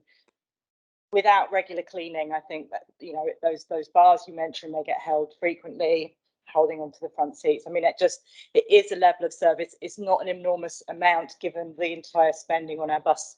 What I do hear is Councillor Mackenzie's concerns about the sort of health and safety and welfare of the cleaning staff. And I wonder if we have confirmation that the cleaning products that are used are the ones that are, you know, do we know for sure that our cleaners are using the least harmful products that they can for the service they're delivering, and those side of things? Can we get? I don't have the specifics on what cleaning products and things are used, but I had a message from Stuart saying that the cleaners do wear PPE, so they are protected in that respect. They would have health and safety requirements in place as part of the contracts anyway. So yeah, that would give you the comfort, I think, that they are protected from the chemicals and other things. Okay, thank you, Jessie. Liz, did you already speak? But do you want to ask a question or what? I'd like to respond. You can in a minute at the end. Tane, would you like to speak? So I spoke with one of the CHB leaders for infection prevention and control in regard to this COVID-19, in the context that we do have a vaccine being rolled out, and also in the context that we are no longer at a heightened alert level, which is when these enhanced cleaning processes came about. One of the things I'm really disturbed at during the course of this conversation is how bad was the cleaning procedures before, if we've only noticed the buses are being cleaned now. So I think that's a P-TOM issue as opposed to an enhanced cleaning issue. Look, I'm not really comfortable chucking $300,000 a year at enhanced cleaning when we sit at alert level 1, you know, where we've got to be hyper vigilant on public transport, but yet in general society we aren't as much. So sure, I'll be happy to go up to 150 and have it on the basis that we do it once every 3 days, but come an increase in alert level, which is also the advice that I received from this person at CHB. If we go up an alert level, then that cleaning would become every single day. But when we're sitting at alert level 1, I can't support that. All right. Well, I'm going to put this resolution. Oh, Elizabeth, you want to do right of reply? Yeah, there were just some points that were raised that I just need to respond to. Firstly, PPE, the PPE that cleaners wear does not protect them from volatile organic compounds. A dust mask will not protect you from volatile organic compounds, and those are the things which they are typically spraying on surfaces. The other thing I just want to emphasize is we're not asking for the enhanced cleaning to be removed. We're asking for the amount on it to be reduced. And so, you know, it still is overkill from my personal point of view.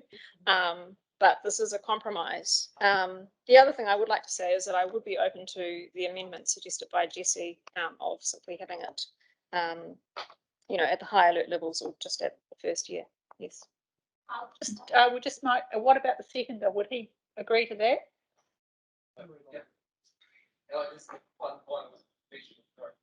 Yeah.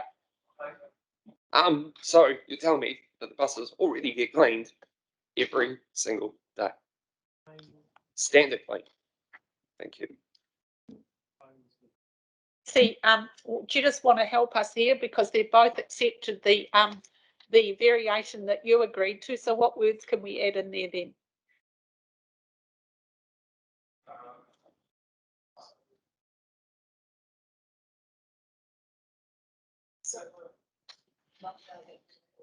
For year one. Do you just want to just say in year one? Yeah, so if we're talking about 10.1, yeah, so year one, 250,000 in year one, is that what? Yeah. Yeah.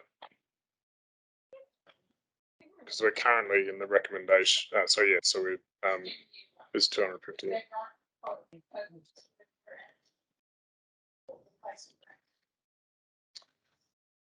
Yes, yep, that would need to change, yeah.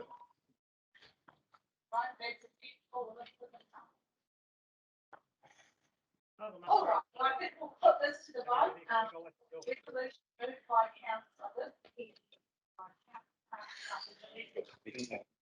It read on the screen, and it reads, since I didn't have it on, additional targeted rate funding in year one to be included for enhanced bus service cleaning, 250,000. All those people in favour, please say aye. Aye. Against? There's no one against, is carried. Well, that was an interesting discussion. Thank you very much for raising it. We got in a good space, and thanks for all the advice. So now we go, so that becomes a substantive motion. That becomes a substantive motion, so I have to put it again. Just for the record, I'll put it again. All those in favour, please say aye. Anybody against? No, thank goodness, that's carried. All right, now we're up to 10.2. Now, did anybody send in an amendment, a notification about this? I don't know that they did, not for 10.2. So I'm looking for a mover and a seconder for put the public transport reserve, the saving of ERA in 2020-21 of 130,000. Do you got a question or do you want to move it? Question. If I'm correct, I think additional items that we're about to go to include additional expenditure. I'm wondering if we could hold the ERA. We'll do that. We'll park that one. We're just parking 10.2. So that's all right, Councillor Secretary. Parking to 10. Right, we're up to 10.3. I'm looking for a mover and a seconder of this, and I already got notification there could be an amendment. 10.3, phase the proposed targeted rate fare price change for under 19s to start from year 2 with 300,000 K per annum and post the fare review process. Who is going? Is an amendment to this one? Is it Vicky? Yes. So moved by, who's going to move this one? Councillor Nicole Marshall. Seconded by Lan Fan. And now you've got the call, Vicky. Do you want to move an amendment? Have we got that one typed up? Yeah, that's the. Have we got it up on screen there? Can we get it highlighted? Child fare. The child fare one. Yeah. Yeah. Yeah. That'd be. You read it. Okay. So I propose to amend to read, change the proposed adult to child fare change for under 19s to include all under 25s using a Metro card, starting from year 1 to be funded by adjusting the targeted public transport rate or debt funding from reserves or a mix of the two. That's moved by Councillor Vicky Southworth. Who's going to second that? Yes, you can. Councillor Nicole Marshall. I'd just like to ask staff to make sure that is the right wording we've got there. Catherine, can you have, or somebody have a look at that while we do this, or Louise? I'm just, because it's an amendment to 10.3. Just let us know if we're doing the right thing or not in a minute. All right, we'll have you speaking to it, Vicky, if you like. So we have an urgent need to reduce our carbon footprint, and transitioning out of private vehicles is a key way of achieving this. We currently have spare capacity on our buses following the reduction in passenger numbers since COVID lockdown, and this means at present we can increase passenger numbers without the cost of additional buses, and hence the proposal to start the fare reduction in year 1 of the long-term plan. We heard a number of submissions from youth, university students and their representatives that price is a barrier to public transport use for young people and students. Our youth RAWPOs also identified that youth are keen to engage more with public transport. Using alternative modes of transport while young helps to build a lifelong habit of using alternatives to the car, and hence we see young passenger rates in places like Europe. Therefore, proposing a reduction in fare to incentivise this particular age group, those from 18 to 24, makes good sense. This proposal does not preclude the fare review or the future fare stimulus trials, which are also included in the LTP. It's simply making use of the current spare capacity on our bus system. Those opposed to us funding public transport often cite the low passenger numbers, and so incentivising increased use of the bus services currently on offer is a logical step. If we achieve an increase in passenger numbers, it will offset some of the cost, as well as reducing carbon emissions and congestion. If numbers were to double, it would be cost neutral. Restricting access to the fare reduction to Metro card holders only keeps it simple, as there's already a mechanism for registering the date of birth on Metro cards with photo ID. This proposal, therefore, should not create the need for significant changes to our ticketing system. Many submissions ask for bolder action on public transport, and this is a simple change that starts to take up that challenge. And I hope fellow councillors will support the amendment. Right, so I guess what I was flagging when I asked Catherine is just we'll have to get some staff comments in a minute about the implications on the costs and that you've got in there. But we'll just keep going with this for a minute. So who seconded it?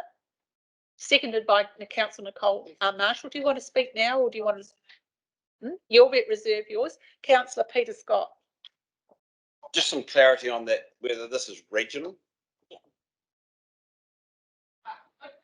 So we'll have some clarity from staff around the implications of this change and Peter's question. Jesse or whoever's. Thank you, that's me. So we believe this will cost in the realms of $2 to $2.5 million per annum. That will be the impact. And it's important to note that NZTA, there is no guarantee of funding of the 51% funding from NZTA. In fact, our advice from them is that the NLTF is the NZTA are 100% pro public transport. And the current government is 100% pro public transport, but the NLTF is oversubscribed already, so there is no money in the bank for the next, or no additional money in the bank for the next 3 years. So if council were wanting to adopt this, they would need to take the risk that $2.5 million, that there would be no additional money for that fare revenue. And what about Peter's a question about, is this across the whole region? We could, so that is across that is across the whole region. It's a much smaller mountain portion from Timaru. Yeah, hold on. So there is. Oh, sorry. The other thing is with regards to implementation, we made the point and the advice we gave, but it's an important point that it will take a while. This is harder to turn on than the 19 because we've most 18-year-olds travelling on the bus have the opportunity to have a validated can-do card with their address, which happens every year. We don't have that for 19, 20, 21, 22, 23, 24-year-olds. So we would need to look at a business process to validate that, to make sure that we have a date of birth on each of these cards.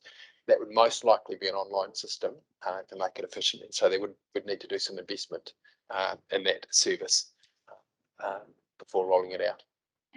Jeremy, a couple of people have questions. Lan, you go first, and you too. Ian, just hang on a minute. Thank you. Just question of clarification. Can you just confirm, because in the staff advice that was in the tables that you brought to us was about free fares for under 25s? So this is about child fares, and can you just confirm that that's what you're? I think I believe the free fares were under 19. Is that correct? Yeah, we provided some advice previously. Stuart did some work. I think it was under 19's free PT. This is not free. This is talking about extending the child fare for under 19s out to the age of 25. Thank you, and that's just I wanted clarification. So you're saying the NZTA fare match potentially would not be there for the child fare? Yeah. even for that increase from 19 to 25, the additional costs that would have, Jeremy's outlined that Waka Kotahi's, the NLTF is oversubscribed. It's challenging in terms of the RLTP that we've just gone through to get funding. So this is unlikely to have support from Waka Kotahi to fund their 51%. So as Jeremy mentioned, $2 to $2.5 million in additional cost. We would normally expect about half of that, but we would have to fund the full amount. Thank you, Jesse. Ian. So my question is regarding the debt funding component of this proposal. And so if this was ongoing and you were debt funding it to $2.5 million a year, how would you propose to repay that debt funding? If we borrowed for it, you mean? Okay, that's a good question. Jesse. Mentioned earlier, and I think it's in the report as well, that public transport staff don't support borrowing for operational expenditure for public transport. In the light of that, would the mover and seconder be prepared to take that part of the amendment, a proposal, off the proposal? It would make it easier to consider about the option of debt funding from reserves or a mix of the two. So if we could just get that removed, Toshi, the option of the debt funding there. I see you've tidied up the words. Have you read that, Vicky? Is that all right for you? Yeah. Because I think that's better. Thank you, Catherine and Toshi, for fixing that. It's great. So what are we up to here? Yes, David, do you want to say something? That sounds good. Just to preempt the question for those that would want to know, the impact that would have on total rates would be 2.1% increase. It was my question, but I have the answer to it. My other question then, so to me, there's a distinction between debt funding and utilising reserves. I was just scrambling for the figures that sit in the PT reserves, but I suspect of the 4 or 5 million that are available, we would at the maximum be able to fund 2 years of this before running our reserves back down to their targeted limit, and we have a bunch of other things like COVID funding and the like to fund out of that as a reserve. So I would be nervous about debt funding or taking it from the reserves as well. So I'm just challenged that we haven't, and as much as I'm a proponent of free transport and have that out there in the space, yes, I'll just reiterate that, I'm nervous about bringing it to this table without any research or the funding backing behind it for a decision. Thank you, John. Councillor Clare. It's just a point of clarity around that percentage. It's across the region, adding to our 17 we add another 2%. What does it just do to a PT? Aware that I represent a big portion of public transport funders, ratepayer funders out of the North Canterbury, and including myself on the regions, and similarly, I guess, in Selwyn. This will be a huge impost on them when they're already telling us out of North Canterbury that it's too much. I'll see if I can find that. Okay. All right. So what's happening now? David's following up your question. Anything else anybody else has got? Councillor Vicky. I've got additional questions here. So firstly, we were, for the under 19s cost, I was told 300,000. And we're talking about 6 years. So that's 1.8 million. But we're now talking about 2.5. So I'm wondering. Well, that 300,000 is actually our share, so 50%. So it was 600,000. Yeah. So it's actually, yeah. So good answer. Can I just add to that? So the 300,000. So what we had in option 1 of the LTP has gone into the RLTP for funding with Waka Kotahi. So as per what was in option 1. So these changes are not because they're obviously proposed today, and that process has already gone through its process. So, yeah, so that's why, hence there's no additional beyond what we've already asked for. So the information we got yesterday was based on free public transport, and the argument was that they would not support free transport. But we're saying that even if we follow what's the process that happens elsewhere in New Zealand, where there are reductions for particular groups such as students. So I believe in Wellington, with the buzz card, you can go as a student and get a reduced fare, that they will not apply the same to us, that we can't do that. Yeah, so I mean, it's not an argument. I'm providing you the information that the NLTF is oversubscribed. There is more requests on money than there is available, and so we need to be willing to take the risk that NZTA would not fund their 51% share. Just to clarify, so we're saying they may not fund, but it's possible they would, or could we get more certainty if it were to go to say year 2? Will there be an opportunity to apply for year 2? We'd have to do a variation to the RLTP bid from Environment Canterbury. So I can't guarantee that would be accepted either. A few unknowns in that respect, but certainly the 300,000 that we did have in option 1, our share, was included in our bid, as I understand it. And so that was based at that time, based on the previous PT discussions that we've had with council around including that under 19 fare when we were out for the LTP consultation. So the timing at that stage was fine because we were still going through the RLTP bids, etc. So now we're proposing an amendment to that, which is post that process already unfolding.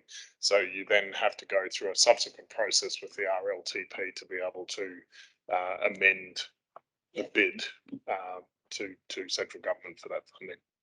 There's a possibility, but it's not a definite no, but it's more. With the NLTF is that it is tapped out, and that's the advice that we're getting from central government, from Waka Kotahi, and it's challenging just to get our bids through in the current RLTP for the variety of projects. And I'm sure Councillor Scott and Councillor Apanui will attest to the challenges that we've got in that space. Oh, well, could you just hold for a minute? Look, I think what we're going to do now, I think we're going to have a break because I've just asked a couple of other people, I've asked Council Secretary, and I think we should have a break now. It's 3:15 and we can pick this up where we come back. There's a couple of suggestions that have been made. We can sort of chew them over a bit. We'll only be breaking for 15 minutes and then we'll be back. I've had another conversation about how late are people prepared to go to round the table. I think we should try and keep on going to, 5 or 6 to try and get this done today. Are people happy with that? All right, so look, let's have a break now. I've noted that you're next up for a comment, Nicole. Staff, if that's all right with you, it's a bit odd doing it in the middle, but I feel we need to. Okay, that was a quick silence. Let's start again. Now, we're back to where we had Vicky's amendment. Oh, what page were we on? 38. 38. 38, was it?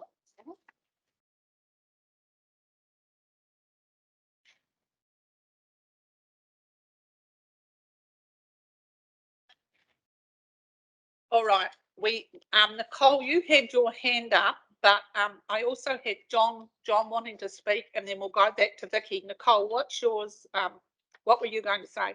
Just had a question of clarification. You said that the current RLTP application for funding from the NLTF is based on option 1. So can I infer from that we have the ask in there for the under 19 funding already? Yes, that was what was put out as part of proposed option 1 in the LTP. Yeah. So yeah, that was included into, as I understand it. Yeah. John, and then I'll go back to Vicky. What did you want to say, John? A number of things, confused and conflicted, being pressured and bullied. I know. A question to staff: when, if this amendment was to come to pass, do you believe it could be actioned? I know you've said it takes a little bit of lead-in time. What sort of time frame to action it if you thought we could? So we're suggesting 6 to 9 months. Yep. And that's based on the complexities of, I mean, there's lead-in, marketing, promotion, etc. Just making sure we design it well, and the validation of date of birth. Thanks for that. I could be facetious and say I'll run a 12-month trial when you only get 3 months out of it. Yeah, as everyone's aware, I have promoted that fare-free trial, and I'm genuine in that conversation. Where I have a frustration today is that I guess in times of attempting to have a wee bit of a conversation about where the fare-free trial and those things might go, the fare review is something that we were going to do post long-term plan. And so I'm sitting here today philosophically in agreement with this trial, but having a difficulty with funding it, having not had the funding conversation, and fully understanding the ramifications of where Waka Kotahi or others may or may not sit. So, and I'm also sitting here going, I thought we had our sort of an indicative headline figure of 12% and the bit in or this, that and the other, and then a conversation about UAGC and my balancing act, and I'm slowly seeing my headroom disappear, which is frustrating. But I guess I could be pushed to accept this if we used possibly $1.5 million out of our reserves and look for $1 million out of a general budget. I'm aware that we have $4.5 million over and above our reserve figure that sits there. I'm also aware that really is our backstop if COVID kicks in again and we have issues with funding, or if things drop off. So with real nervousness, I guess I would put myself behind this proposition if we used $1.5 million out of reserves and $1 million. And there's a fairness to one of the conversations that says it will inform our fare review and give us an understanding as to whether people will take that option up in time. So I will support the motion when it comes to the vote. Right, thanks. Yes, thank you, John. We'll just go back to Vicky for a minute because she's been got some thoughts. Vicky. Yeah, just another question. When my children turned 5, they needed a Metro card, and I took a piece of information that showed my address, and I took a birth certificate to show the date. They didn't have a can-do card or any photo ID. With those 2 pieces of identification and address, we got a Metro card with a child fare attached. So how is this different? What process additional needs to be done for an 18-year-old that's different from a 6 or 7-year-old? I mean, there's multiple ways we could skin it, but being realistic about the likelihood of people engaging with the service, if we provide a system where they can do it themselves online, we're going to get a much greater uptake in verification. Yeah. So if it was that people need to take their information to one of our service centres, which we've already got set up, and that's where I had to go for my kids, then that would be a benefit. So we say, okay, you can't do it online, but you can do it if you present yourself with your ID at a service centre. And then in terms of publicity, I would suggest that if this council adopts this, it's quite a momentous thing. I mean, it's been sitting waiting for under 19s for a few years. I think this will generate its own publicity, to be honest, at least for the next few days. I hope someone from the press might still be here. If we do support this, I think actually quite momentous, and it does. And I know we haven't had this conversation before. To be honest, it was reading the submissions that made me realise there's a huge opportunity while we have a reduced capacity through COVID, and we have a real keen. We've got the climate change moment and all the rest of it. There's a lot of things that suggest this could be really, really successful, and it feels like such an opportunity that could be just lost. So, and I don't think we'll have the same opportunity next year. Okay. So look, I just wonder how many more people are going to comment around this. I'm going to let Councillor Farn, because she had her hand up before this from rights. When you have your say, Farn, what were you wanting to say? Yeah, thank you. Look, I totally support this. It absolutely comes back to my comments earlier on about using this privilege that we have at this table to make decisions to deliver on our climate and ecological emergency. There's a whole bunch of other benefits to uptake in PT outside of that. And I think I do want to comment, you know, because initially this recommendation was about putting in place the childbirth under 19s post the peer review process. I think we all know that peer review process is going to change everything. This is about doing something before that and putting it in place. So I really support this. Thank you. Now, Jessie, you've got some information from a question you had. Do you just want to tell us that first, and then we'll go to Peter? So just a little bit of additional information from our finance team that's been listening to the discussion. So we've talked about upwards of a $2.5 million cost. If we don't have any grants from NZTA, we're liable for that full cost. If we get 51%, roughly half, it's about 1.25 million. Currently, the 30 million in targeted rates is an 8%, roughly 8% increase from where we were last year in annual plan. If we add the 2.5 million in targeted rate, that takes our PT targeted rate from 7.9% to 16.9%. If we get the NZTA funding, it goes from 7.9 to 12.4. So I'll just leave that a bit of additional information for you in terms of the financial aspects of it. And it'll be different again if we do 1.5 million from reserves and 1 million from general rates. Yes, I'd have to get some further advice from our finance team. Look, I think we'll be up for this in terms of the cost. I don't think NZTA will be up for this. I think if this has to go through the RTC committee, there'll be limited, if no support for it. And just to support the advice that Jessie's given, the list of projects that cannot even get on to prepare a case for is massive in Canterbury. And I don't see them trying to negate any of that for this. All right, just going back, did you have anything else you wanted to do to the resolution, Vicky?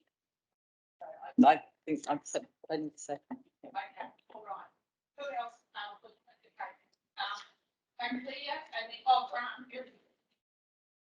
I was just going to say that in perhaps the first meeting of the Transport Committee, that we work with staff to resolve the implementation and fast tracking of the ticketing information if possible. So that if it's passed, I'm sure there's a way around it. I can do that. Okay.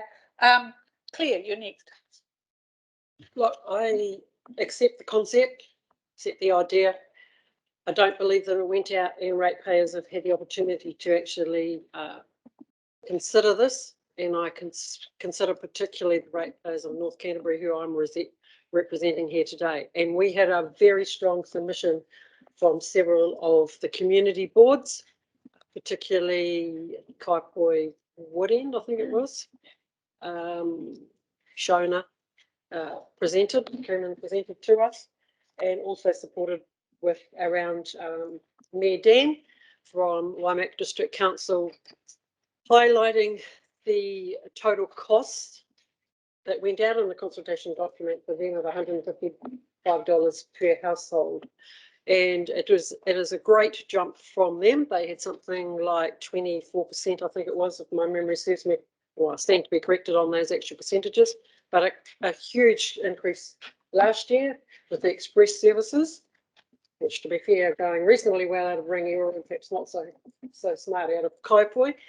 And I just really feel, without going back to all bus users or potential bus users and the ratepayers that are involved in what appears to be a substantial increase, regardless of whether it's funded or not funded, is inappropriate of us. And I support the concept, but I cannot support this today on the council affordability and the patrons not having a say. Thank you. Just before I go to Liz, I just have a question for Jeremy and whoever else can answer it. Jessie, if we pass this, will we automatically go to NZTA and ask them to do their normal funding? Is that what we would do? Because that's what I'm saying we should do. But is that what you'd do? Yes, we will have to have a conversation with NZTA about the amendments that have been made, and we would need. I would have to give a bit of thought to the process around the RLTP and how a variation to that would be canvassed. Yeah, it's not a straightforward process given where we're at. We've just been through deliberations and hearings on the RLTP, but not the actual formal approval of it as well. So yeah. What about Greater Christchurch Partnership? Any implications? It's going to be something we'd want to pick up with the Greater Christchurch Partnership. The partners would be, well, in terms of the targeted rates that would increase impacting their ratepayers, then certainly that's something that we would need to advise through the partnership. I think would be to the partner councils anyway. Weren't we saying that option there would be if we went with 1.5 million from reserves and 1 million would be from general rates, not targeted rates? Because I think we're in this. Are there targeted rates? Targeted to Greater Christchurch and targeted to Timaru.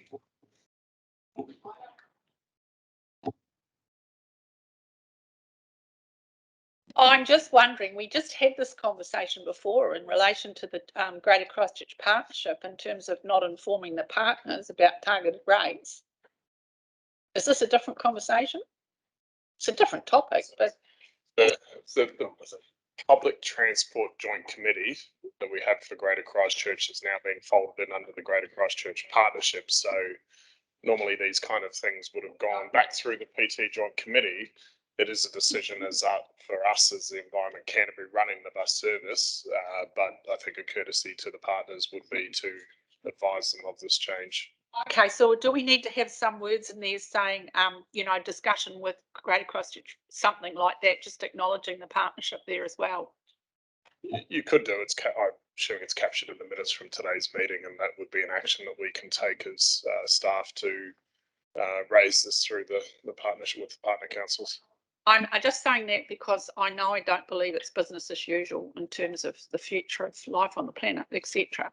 But we do have to keep that partnership intact. So let's just have a wee think about that idea, about some words on that resolution, if you don't mind. Now, Grant's next. Just some words I was going to use on my submission, which I had noting, which you could add up as noting that further discussion would need to be held with the partners, including Whakatahi.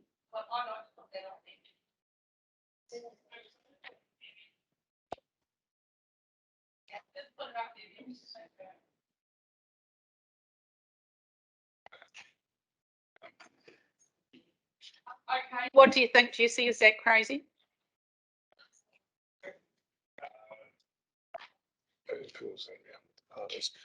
I don't think it's necessarily us holding off on this until having those discussions, but it's more informing the partners of this suggested change. One of the challenges I've also got is that this impacts Timaru with My Way.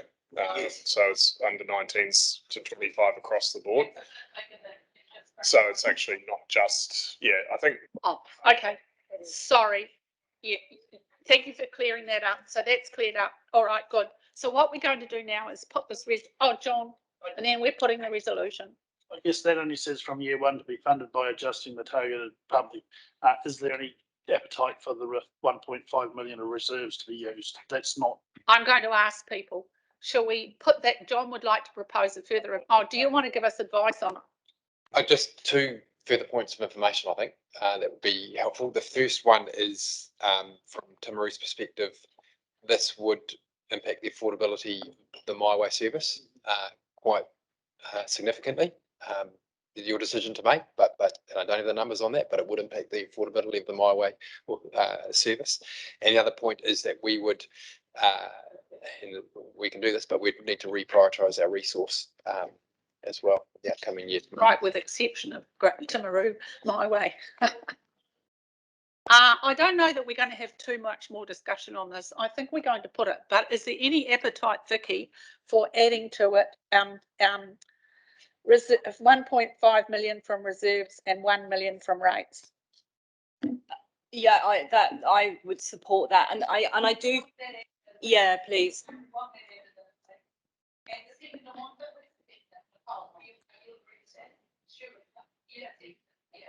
And if I can I say it's the figures that we're discussing are, from what I can understand, the worst case scenario.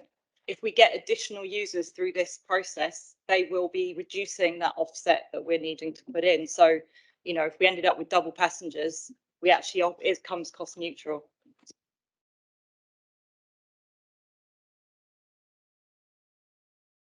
Just 2 points of clarification. So are we still talking about Greater Christchurch and Timaru, based off Jeremy's last comment, or are we just talking about Greater Christchurch?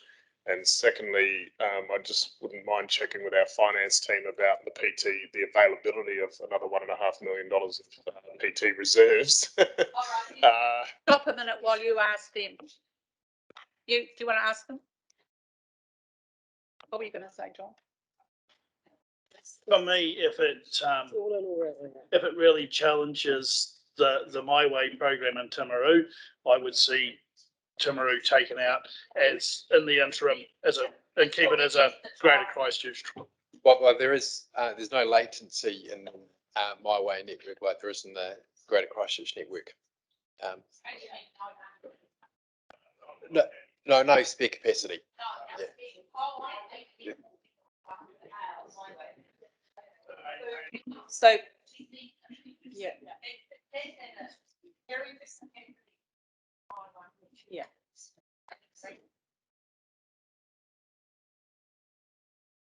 Right, okay, we've got,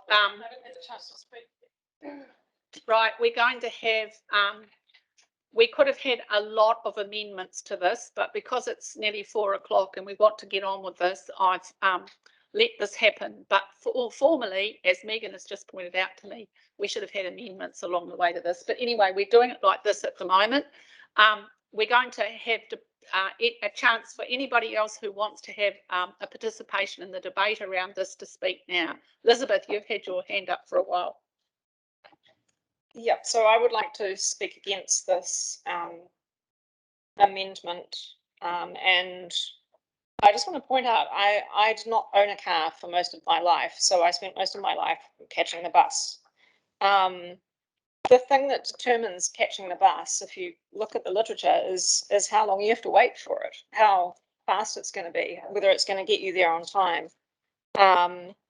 And, you know, while this is a good thing to do, I just don't feel it's a good use of our money at this point in time.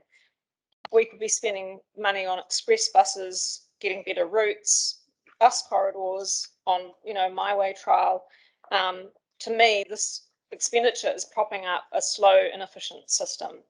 And I think this kind of consideration should be something that our new Transport Committee should be dealing with. I don't think we should be doing this right now in council.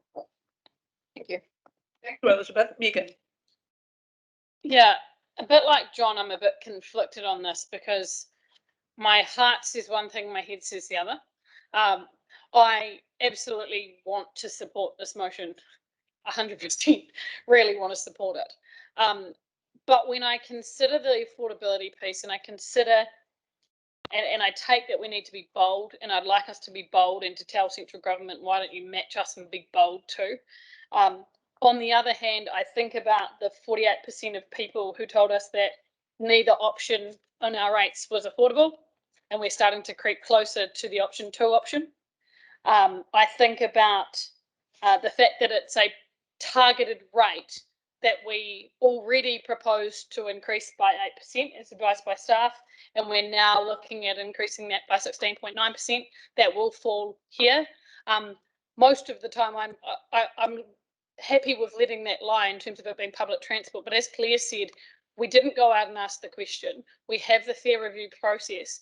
I feel like we're doing this a bit half-baked, and that while I love the idea, I want us to go through and look at free fares. I want us to go through and look at under 19s. I want us to go through and look at tertiary, have a look at all the different options, and have a fully informed discussion about this with all of the advice we can gather before we make this decision. And I feel like we're making a decision on 5 lines up here on the screen without all of the information that I would normally need to be able to make a financial decision of an impact of $2.5 million.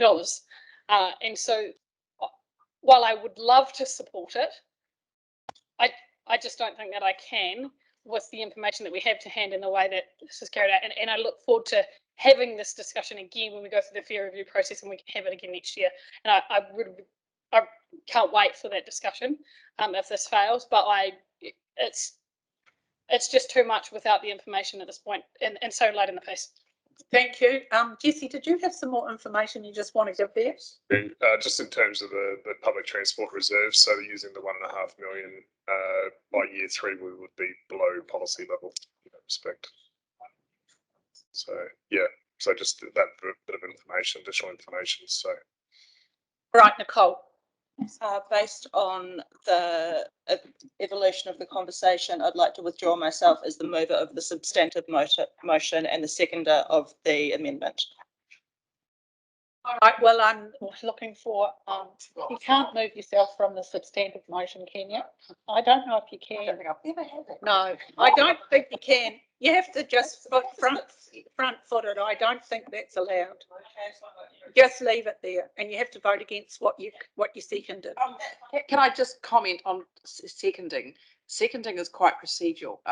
There's quite a difference between moving a motion and seconding. Often members will second a motion, not particularly because they want it, but just to get the debate. So I wouldn't worry too much about seconding it. Whether you're for it or you don't have to vote for it if you seconded it. That actually is a quite common thing. Okay, so look, we got Ian, you're the last. Oh, Craig, you haven't actually spoken much. You only asked a couple of questions. You go next, and then Ian, you're next. Kia ora, Vicky. Thanks so much for bringing this, and I know you've brought this to us numerous times, particularly around under 19 thing, you know, a year ago and 6 months ago as well, and then all the way through. So just want to acknowledge you for that. I'm definitely torn. It's a real toughie for me, just because I wasn't quite expecting the amount of money. And I'm wondering, my question is there any possibilities around the different age groups, and does that make a difference to the amount of money? That's my question. I'd like to explore that, because, you know, if it was under 19s, I'd be like, yeah, let's do it tomorrow, because we know it can happen tomorrow and there's no lag on it and it happens really quick. The 25 thing, not quite sure. And I do agree a little bit with Elizabeth that it's not the only, like, just making the fare cheaper isn't the only thing that makes people catch buses. And I think the university students said that to us. It's about services as well. So that's why I'm torn a little bit as well. So it's not about money for me. So yeah, I'm just torn. So I still don't know. I'm still interested to hear more.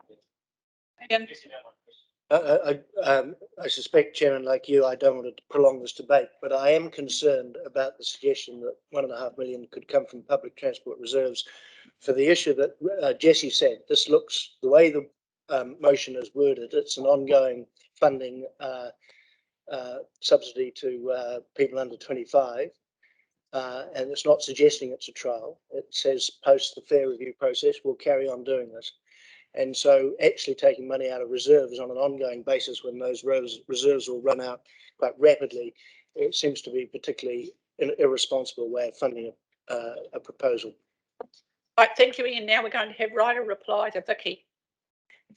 So just in answer to the time, the reason why I suggested this particular age group is because they often it's a group that will have more time in their day. As a mum, when you're tied up with having to get out the door at a certain time with school drop off and so on, time is absolutely critical. When you're a student or a young person on a lower income, then cost is definitely a factor, and that was made very clear to us when we were looking at submissions and listening to the hearings. So I think there's a real opportunity here. In terms of the age group, that is quite a typical age group that is used, certainly in Europe, you know, the under 25s, rail fare reductions and so on, and it's because it builds a habit of public transport use. So that is something that we will want to see going on into the future, and it's an opportunity to really just try and shift Christchurch's attitude to public transport using a group of people who are typically a bit more open-minded and you know, able to change their behaviour or their habits.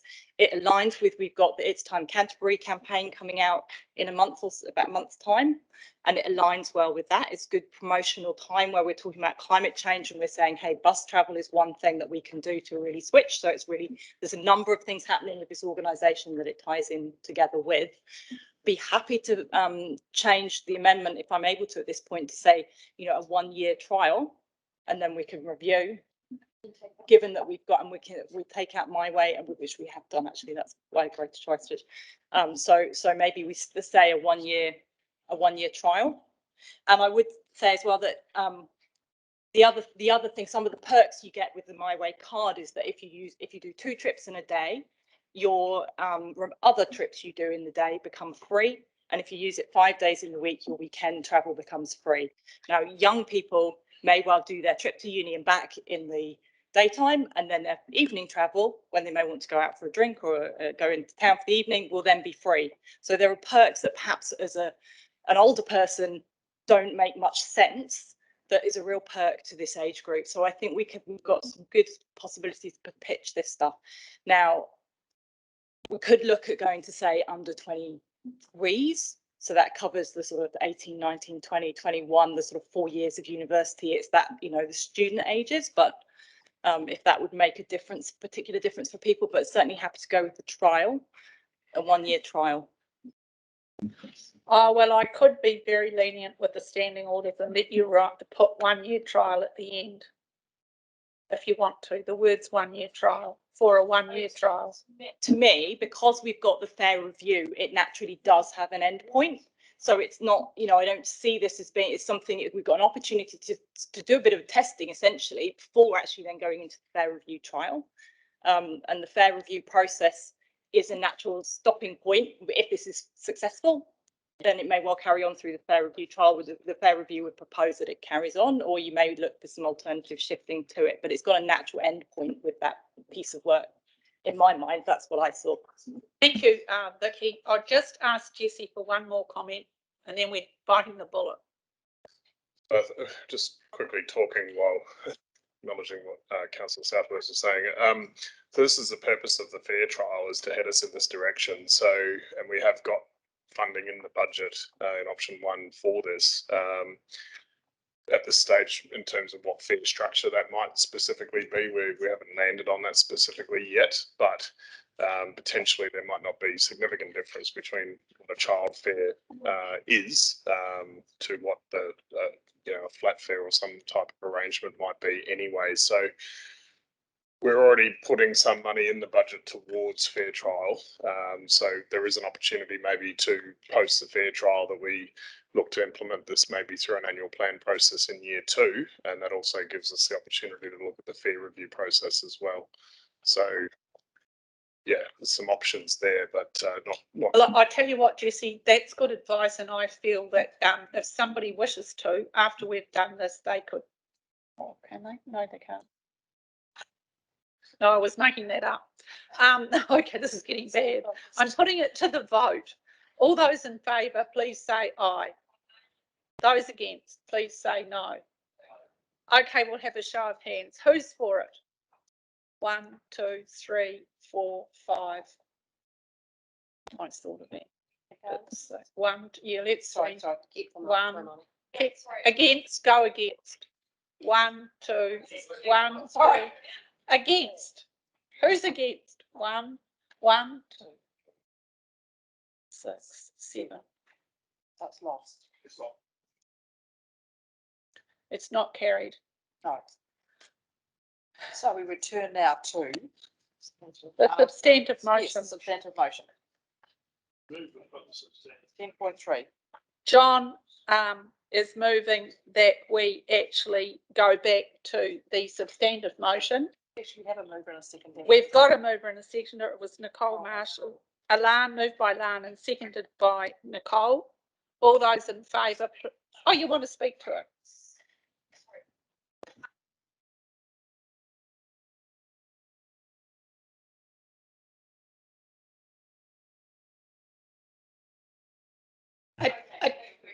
I don't think we need to have a debate. I just want to comment that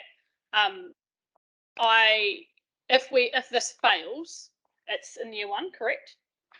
We would be doing the under 19 in year one. Yeah, so option one had it starting in year one. What we proposed through the affordability was to move it, phase it to year two. All right, Yes, thank you. So can I amend this now? Oh, if it just gets defeated, then it stays option one. Thank you, sorry. So I just have nothing to say to this other than if it's defeated, it defers to option one and we have from year one onwards, at least a price change for under 19s.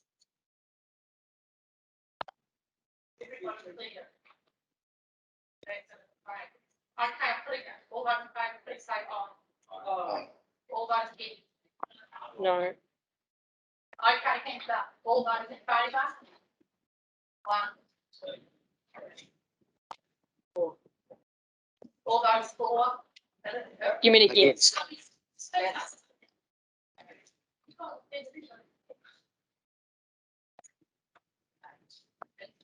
It's lost. So it reverts to year one. financial girls, patients, just know because that's not happening. That's not happening. Rightio, 10.4. Yeah. I've got an amazing. Okay, that's right. I'm moving. Oh, hello. Yeah. On my back. Oh, God, I'm waving out to him there. It's time I got, the end of me, I think. That's terrible. 10.4, I'm looking for a mover for 10.4. Phase the express service enhancement proposed targeted rate by removing 65,000 from year one and starts this in year two with 250,000 per annum as proposed in option one. Who is moving that? That's moved by Phil Clearwater, seconded by Councillor Peter Scott. Is that all right, Peter? Phil, and seconded by Peter. Who wants to move? Vicky, are you moving amendment? Yes, so I would like to, and I'm wondering now if actually following the same protocol as before, it just needs to be defeated. Yeah, I'm finally cottoning on to how this stuff works. It's only taken about 8 hours or something, but yeah. So essentially, I would like to see this proposal sticking to as was proposed in option one. Yeah. Who else wants to speak to this? For or against? Oh, goody, no, but Elizabeth. Yeah, I'd just like to say that I'm in favour of the amendment because having better express services is something that is going to result in a large number of people jumping on the bus, and this makes a lot of sense to me. Yeah, just a point of clarity, through you, Madam Chair, to the staff. I guess was this a change recommended due to time to get some sort of express service in place, or was it around affordability? The change that we've recommended. Yeah. So that was around affordability. That was looking at the affordable package of PT and where could we make any savings from an affordability perspective. So. And supplementary, if I may. So the express service enhancements that you're considering, or that were considered in option one, were basically within the bounds of Christchurch City rather than Selwyn or Waimakariri. Yes, as I understand it, yes. Yeah. Who else would like to speak? Phil, you're the mover. Would you like to speak? That I actually mainly moved this pro forma, so I may support the default position. Right, oh, okay. Anybody else wishing to speak for or against? All right, Oh, sorry, button, Jenny. Bad. I'm putting this resolution to the vote. All those in favour, please say aye. Aye. All those against, please say no. All right, it's lost. Financial gurus, that's another one. Okay. Right, now I think there's something else that Councillor Clearwater, you've got something. Thanks, Chair. Look, I have. It's in relation to what's in our agenda on page 37 and 38 about reinstating some bus priority, some bus routes. And today we've had a lot of discussion around improving our bus services. Express bus service is a good example. But councillors will recall that a number of submitters raised the issue around lack of accessibility to a bus route. And that's referred to in the report. And what the report says at point 82 is that in fact a whole service review would be required. And that's fine, but I just want that service review to happen. And yes, so because basically we need to view our public transport as a service, and when it's not accessible to people, and several submitters told us about that, we really need to look at addressing that whole coverage part as well as the service improvement part and improving patronage, which we've discussed. So I've got a recommendation up there, and I understand from this. Oh.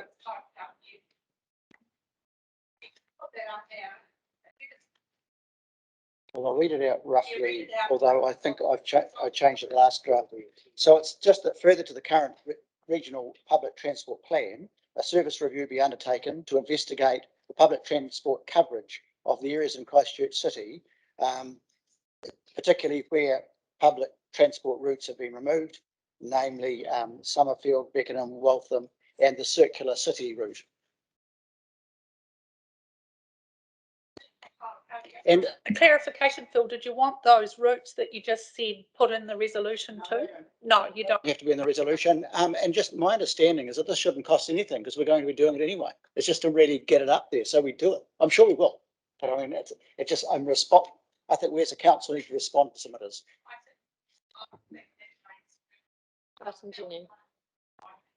If I can. Yeah, so I mean, the primary, it's a big job to do a review. It's a significant job to do a review. So again, that would impact our priorities of staff. We'd have to refocus activities. Can you phase that so you could just do like Summerfield, whatever those ones that were that made submissions to us? Can you do that or not? Well, we can do anything, but realistically, when you're doing a review, you're looking at how the network itself works for users. So to do one small portion like that, localized portion, I don't think we'd get the best outcome. Nicole, have you got a question? I have a question around the impact that us proposing new routes outside GCP would have on PT Futures and the work GCP has done on the PT routes. That'll be part of it. Yeah, we would have to go back and have a look at the whatever particular routes that were proposed and how that impacts in terms of the PT Futures program of investment, both from us as a operational expenditure and also from the partners in terms of the capital expenditure. Sure, that's part of it. Phil. Madam Chair, I'm just wondering as a way forward, if in fact we were to have this matter discussed by the new Transport Committee. So in fact we stage it. That's really it's really to get this on the drawing board, and I appreciate that overall the review is a large piece of work. And so did you want to add some words into that immediately? The second read one, just about.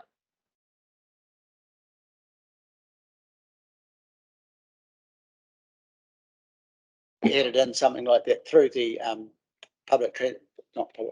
through the Transport and Urban Development Committee. Yeah. You want to put that at the end? Yes, in after following that, yeah.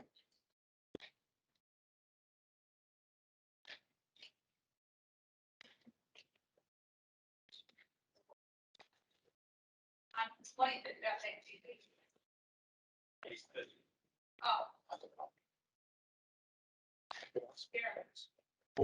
The other element is there will be, we don't talk about time, there'll be dollars associated with us. So we will need to provide some money to conduct and consultation with the community, which we would do in partnership. All right, Lan, you got a question? Yeah, so I guess I support this. What I'm concerned about is hearing that the capacity is not there. And so unless we have expenditure designated to it, we're going to be stretching all our other deliverables. So I'm concerned about this. If it's not going to be an item for expenditure, are you saying, Councillor Clearwater, that it could be taken forward as a discussion for the Transport Committee? Because if so, then let's just note that. Yeah, look, I am really, and I've just had discussion with Councillor Edge. He might like to speak in relation to My Way as another example of what a committee could look at. Yeah, earlier this morning, I was going to put a motion forward for some My Way spending of 1.8 million, but I've decided now that might not be a prudent idea. So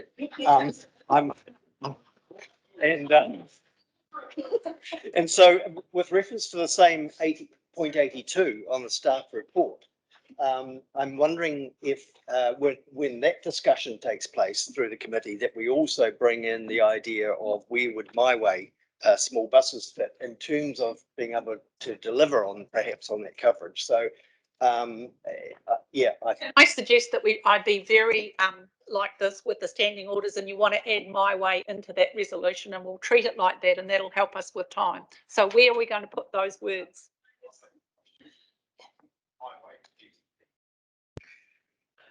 Before the words remove, after the comma removed, I put in addition, before, after the comma of in addition, what's it called? My Way routes within the Greater Christchurch Partnership be investigated. I don't know if this is making sense because my head's gone crazy. To be investigated through, there you are. How does that read? Councillor Lanfan. Thank you, Chair. I'm just still a little bit unclear. All our recommendations today have, as far as I'm aware, have related to expenditure. So I'm happy for this to be noted and carried forward if that's the intention, but this does not make sense as an item of expenditure unless we are allocating dollars to it. But you can put that at the start there. That's just because the way these resolutions are worded. So just put it after 10 at the start of 10.5. Note it. No, you see where 10.5 is. The council noted. That fixes it, doesn't it, Catherine? Does it make sense? I think part of the concern is it still says the review will be undertaken. So it's essentially, it is instructing staff. So I think the wording should be review to be considered. Yeah, that's what and that, councillors, would enable what you're seeking without compromising staff. And I will just provide you with the advice that should this be done differently, it does compromise everything else that you've just affirmed through the PT, because it reprioritizes it unless we add an appropriation resource. Okay, well, all right, we're putting it to the vote. It's moved by Councillor Clearwater, seconded by Councillor Peter Scott. All those in favour, please say aye. Anybody opposed? A couple of people are opposed. Well, look, it's passed now. So what are you not comfortable? You can't be, it's carried. It's only an item for discussion at the meetings now, to be considered at the meetings. What is the problem with that? It's just from my interpretation of what our CE just said, is that if we pass this, this would take basically priority. No. Apologies, Councillor Farm. What I was indicating, this does not take priority. The previous wording would have. My apologies if that's what you heard. We've done that one. We're moving on. Has anybody else got anything else they want to raise about transport? 10.2, we're going back to. Chair, we've reached our 6 hours, so we need a resolution. Come on, seconder. tell us what to say. We move that. Councillors, in standing orders, if a meeting goes more than 6 hours, will be on 10:30 PM, which is not that far away.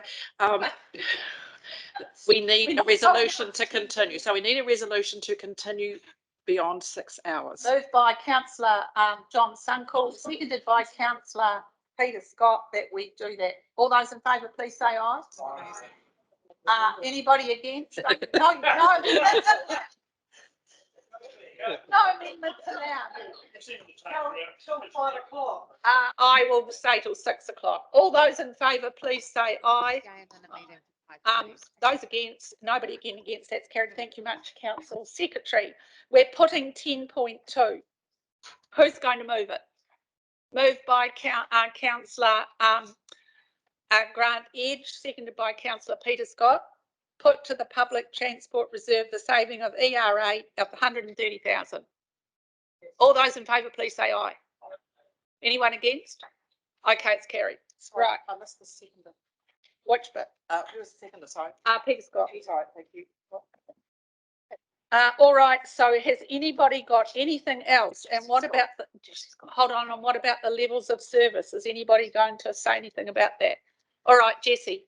Sorry, just in the paper, paragraph 63, there's in terms of I was going to raise it as far as the ERA payments go. So in option 1 of the LTP, there was funding set aside ongoing for the ERA contracts. 450,000 of that is our portion, funded from targeted rates. So there's that $450,000 each year if we don't proceed with that, which we don't need to proceed with that. So that's 450,000 that can go into offsetting PT reserves. All right, thank you very much, Jesse, and thank you for all the work you've done on transport, and thank you for being here, Jeremy. You've been a big help. Thank you very much. Now what we're doing, and look, I did just say 6 o'clock when Claire said 5. I think we just need to give ourselves, we should be able to get through this in 2 hours, but who knows? And I prefer to actually stay a little bit later, even though I'm really tired, to get it done. 39 of 67, we're on that one. Who would like to speak to us? Cam, you're going to do that. Thank you very much. Good afternoon. So councillors will remember that this portfolio addresses key cross-cutting themes of importance for all council portfolios, such as strategic planning, guiding organisation and our work with Ngāi Tahu, government influence and regional relationships, collaboration and hearing community voice through provision of information and collection of feedback. Staff recommend some changes to this portfolio and across most of the programs due to doability and affordability concerns, with some proposed changes also to how programs are funded. So with regard to recommendation 11.1 and the staff proposal to decrease year 1 general rates funding for the data for decision making program by 1.1 million.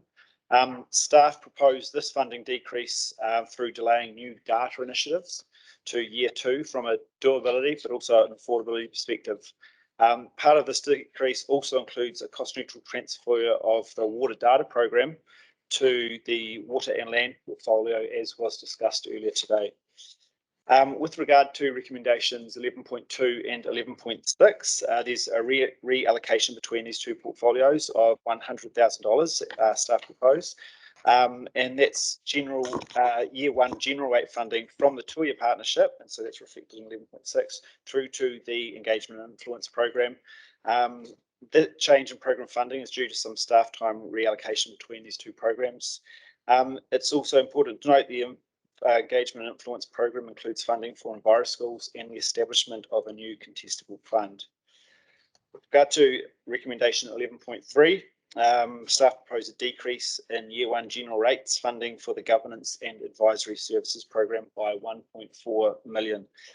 Staff had forecast higher rates collection in 2020-21, so propose this funding of 1.7 million be drawn from reserves to offset rates in the 21-22 year. Staff also proposed 300,000 of new expenditure, including for the Office of the Chief Executive and Chair, so that nets out to 1.4. Recommendation 11.4, decrease year 1 general rates funding for the Investing for the Future program by 700,000. So staff propose that no funding is provided for the investigation of a council controlled trading organisation, and this instead be considered as part of a future annual plan process should council choose to progress this initiative. Staff also propose that efforts regarding a green philanthropic fund and a fundraising resource strategy not be progressed from an affordability perspective. With regard to 11.5, staff proposed decrease in general rates funding for the leading regional planning, consenting and compliance program by 1.3 million.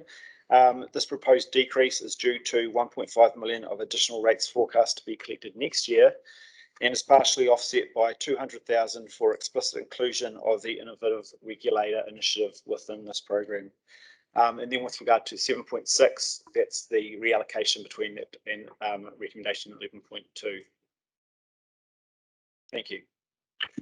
Thank you, Kim. That's great. I think, are there any questions of Kim? All right, there's no questions. I just understand that we've got an amendment to 11.1. I think if we... I actually am going to withdraw that amendment. Yeah. If we withdraw, it'll be the same position. All right, we'll go to it.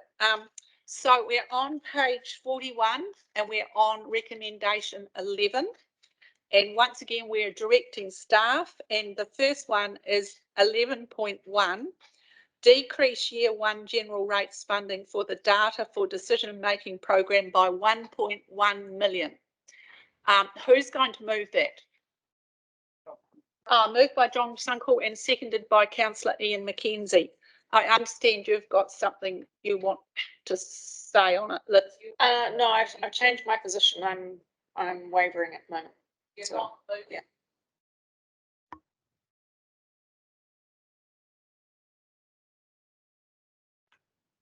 So as I understand this 1.1 included the 698,000 that's been transferred.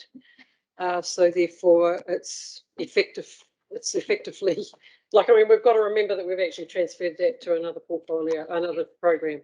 So it's not as if we're cutting 1.1.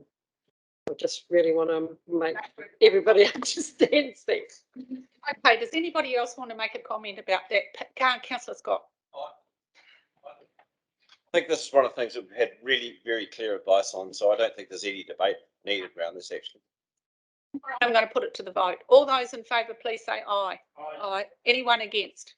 All right, that's carried. 11.2, increase year one general rates funding for engagement and influence program by 100,000. What is that? What it says? Yeah. Claire, did you have something you wanted to say on that? Was that, or could I get a mover and seconder? I better get a mover and seconder first. Moved by Councillor Clearwater, seconded by Councillor Vicky Scott. Yes, Claire, I think you. Southwest. Oh, Southwest.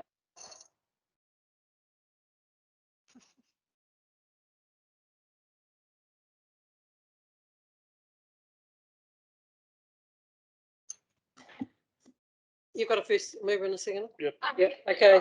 Thank you, Madam Chair. This has been a program, well, a combination of programs within this budget line that has concerned me due to the actual dollar values associated with them, particularly around three of the topics that include news and current events, channels management, youth engagement, education and community and stakeholders, adding to expenditure around about 5.23 mil. I've been advised today that that's basically a lot of shifting around the comms work, and the labour required for a lot of our programs has now been focused into these programs rather than previously been spread across the relevant portfolios. So we know there's obviously some big campaigns coming with Essential Freshwater, the RPS and the Coastal Plan, obviously some projects around rivers, public transport, and we could go on and on. I guess for me particularly, the ones that concern me, and they are funded by UAG, the Youth Engagement and Education, and the quantum of that program of 1.2 million, and that seems excessive to me, and particularly around enviro schools.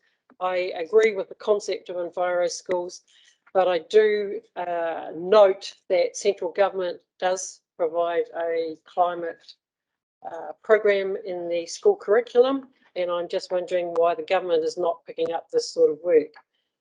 It is concerning that Enviro Schools is poorly supported by our district councils across the region, and we are, I know, have gone and apparently requested from Christchurch City Council in their long-term plan to increase their contribution. But if I just run through the information that's been provided to us all as councillors in the process of long-term plan information from constituents, is that, you know, Christchurch City Council putting in 50k, Selwyn District Council 32, Waimakariri District Council 25, Timaru 5, Mackenzie 5, Waimate District Council 1500, and they support a school and a kindergarten, and the Department of Conservation 8,000. So we can see that there are several TAs across the region that don't support Enviro Schools within their own funding. I just feel that this is a little bit of pick and choosing, and as I say, while I support the concept, I cannot, it doesn't seem to be regional wide, and for that reason I'm really questioning the value that we're looking at putting extra funding in there. And I know the staff that we've got currently working in the space do a really great job, and it's no critique of them at all, but it's just around fairness and equity here for me. And I wonder whether it's something that could come back in the future where we could look if, and I'm not sure that all the 98 schools or thereabouts that are on the waiting list where they are based, I understand the majority of them are in Christchurch, whether there could be some targeting of funds there. So that's one thing that really concerns me. The other thing that I would like to put on the table through you, Madam Chair, and I'm not sure whether it's a discussion now or to come back in the UAG, is that the rest of those influence and engagement be funded out of a UAG fund. I think we'll put that over to the UAG one. And did anybody else wish to speak? Megan? Oh, yes, and I'll have you next, Claire, and then Vicky. Megan will be next, and then Vicky, and then Phil will be at the end as right of reply, unless anybody else puts their hand up. Megan, off to you. Yeah, just a question associated with that, and appreciate if we're going to have the UAG piece later. But just wanting, in my mind, to understand how much of that engagement and influence program is funded by general rates and how much by uniform annual general charge. Like each of those lines that are contained within that program, whether they fall in general or UAGC, because I've got lots of information here about that, and lots of different tables that have different things from when we went through and changed around UAG and all of that sort of thing in previous briefings before we went out to consultation. So I'm just not clear in my mind what is funded from general rates from this program and what is uniform annual general charge before we go into that. Thank you. There was a. Oh, sorry, Jenny, I cut you off. The majority of it is general rate. The youth engagement is UAGC. So youth engagement, I know, is UAGC, but when we look back to the consultation document, that piece that has engagement and influence has got page 83. Of the large document, we've got policy advice, forum support, community partnerships, community stakeholder engagement, youth engagement, which I know is UAGC, reporting and publications, campaigns and special projects, channels management, and news and current affairs. I'd just like to know which of those, I know you said majority is general rate, but which ones are and aren't, so that we've got an indication for when we go and have that debate, or whether we're having it now, I'm not sure. Depends on the chair. We're going to move that to UAGC, so we'll just, so Megan, if staff can just note that, and we'll have it advice back during UAGC, if that's all right. All right, anybody else wanting to speak? Oh, Nicole, did you want to speak? He's going to do right a reply, so do you want to go before him? Oh, Vicky, and then Phil. So I wanted to speak to the Enviro Schools program in particular. we're an organisation that is associated with the environment, so it does make sense to me that we do take a lead on this and that we support and encourage our local authorities to get on board with us. And I certainly heard, I think it was Mayor Sam Broughton, and I think Andrew Turner, from my memory of the hearings, both were supportive, albeit they may not put a lot of dollars behind that support at this point in time. That's not to say that they can't be well encouraged. And at the end of the day, it is the same ratepayers paying to both these different organisations. It just depends on where we're collecting. We did have a much larger, as I understand it, pre-commissioners. There was a larger team in environmental education, and our team are very well held in high esteem, and the resources they've created, I understand, are actually used more widely than just by Environment Canterbury, or at least looked at by other like regional councils and I think possibly even MFE. We have a wait list of over 50 schools, so there's an enormous demand amongst our teachers wanting support to do this type of work, to get kids understanding the environment, getting them out into the environment. So I've been out on 2 events, one with a rural school and one with an urban school, and the kids, they're getting up close to eels, they're getting in the water, they're looking at macroinvertebrates, they're connecting in a really physical way, not just through a textbook, and that's an enormous difference from just sitting in the classroom. I think the fact that this is something that all children can benefit, regardless of where they live, is something we should get behind. The UAGC rate, as I see it, is $5.10 per rating unit. I mean, it's penny pinching not to support this and not to support our young people to have the best start and understanding of the environment. We have both chambers of commerce in their submissions, both supporting Enviro schools, supporting the idea that children grow up with an understanding of the environment, that it's important for future employees to be across the environment, understanding the impacts of climate change and all the way we behave and so on.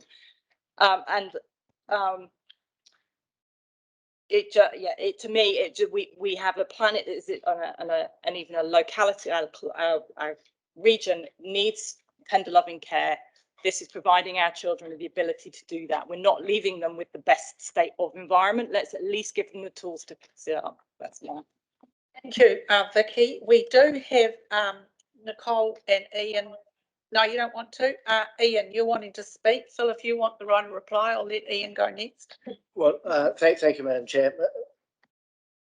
I don't dispute most of what Councillor Southworth just said about the benefits of the Enviro School program, but I, like Claire, dispute whether in fact we, as a regional council, should be funding it.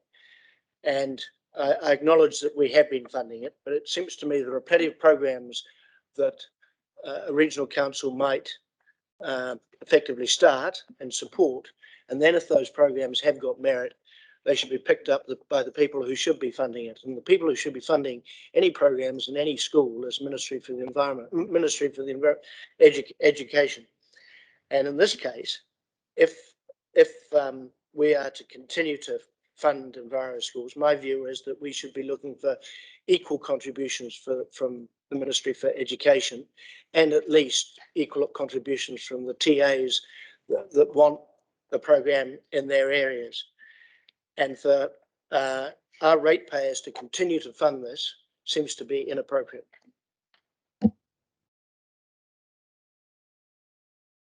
Councillor Clearwater, would you like to have the right? Look, a couple of comments. One is, and I think the introduction to this whole report around the consultation and submission process, I think bears testament to the fact that the engagement that this council has done, I think has been excellent. And I know I'm often critical, but in fact I use the word excellent and I mean it. And that doesn't just happen. And that also involved investing in our young people today, okay, Enviro schools and Te Rapu, the youth program we have. I've got no problem with us developing a partnership with the Ministry of Education, but at the moment, I guess the working with kids in schools has laid with us and with the other TAs. I think it would. It's rather hypocritical of us actually to go to another council like City and say you guys should be forking out, okay, and more, when in fact we're not putting our own money where our mouth is. So, and I understand Councillor Mackay's point that we've got a lot of campaigns in front of us. If ever there was a time we need to communicate very well and with excellence to the public, it is right now. And so, councillors, I urge you just to leave this money in to support the excellent engagement work that has been done and to not quibble. Thank you. Right, well, I'm going to put that to the vote. It's moved by Phil Clearwater, seconded by Councillor Vicky Southworth. We at 11.2. All those in favour, please say aye. Those against, please say against. No. Okay, it's carried. Thank you very much for that, everybody. We're up to 11.3. I'll put 11.3. There is an amendment in this area, but it's going to be added on at 11.7. 11.6, I'll just move this one from the chair. Decrease year one general rates funding for the governance and advisory services program by 1.4 million, seconded by Councillor Peter Scott. All those in favour, please say aye. All those in favour? Aye. Those against? There being no one against, that's carried. Thank you. 11.4. Now, if you've got an amendment, speak up. Oh, you do. I've got your name there. Yeah. So, okay. So it's not just a negative of us, is it? What you're going to propose? Okay. So it's decrease year one general rates funding for the Investing for the Future program by 700,000 Ks. Moved by Councillor John Sunkel, seconded by Councillor Ian. And I do remember exactly what yours is now, so you can move it. Thank you, Chair. So my amendment, it's being circulated, I think we'll just get it up. So simply what it's doing is it's an amendment to retain the aspect of that funding which is going towards the Green Philanthropy Fund. So basically the end sum would not decrease by 700, it would decrease by 550. And this would leave 150k designated as per option 1 into the Green Philanthropy Fund. Goodness gracious. Why are we doing this? We've heard multiple times today, and we are acutely aware as councillors that we cannot continue to ask our community, our ratepayers, for more and more money. However, there are people out there who have money, international funders who are looking for, innovative restoration, green projects. All we need is a vehicle to be able to collate those and distribute them in our region. That's the aims of the Green Philanthropy Fund. We are in conversations with other providers. It wouldn't potentially be an in-house ECAN thing. It's about, again, utilising external funders that already exist and the fantastic relationships that they have, both at a national and an international level. So I don't think I need to say any more on that. And I'm looking for a seconder for my amendment. Who's going to second it? Councillor Pauling. All right. Who else would like to speak? Oh, hold on. You're the mover and seconder. Do you want to speak now or do you want to wait? You're the seconder. You can speak now and then me. My view on Councillor Farm's proposal is that I support funding the $150,000 for a green, what do we call it? Philanthropy. Sorry, I'm not, the chairman and I are about the same age, so we're both suffering from fatigue. I support finding in our budget $150,000 for the Green Philanthropy Fund.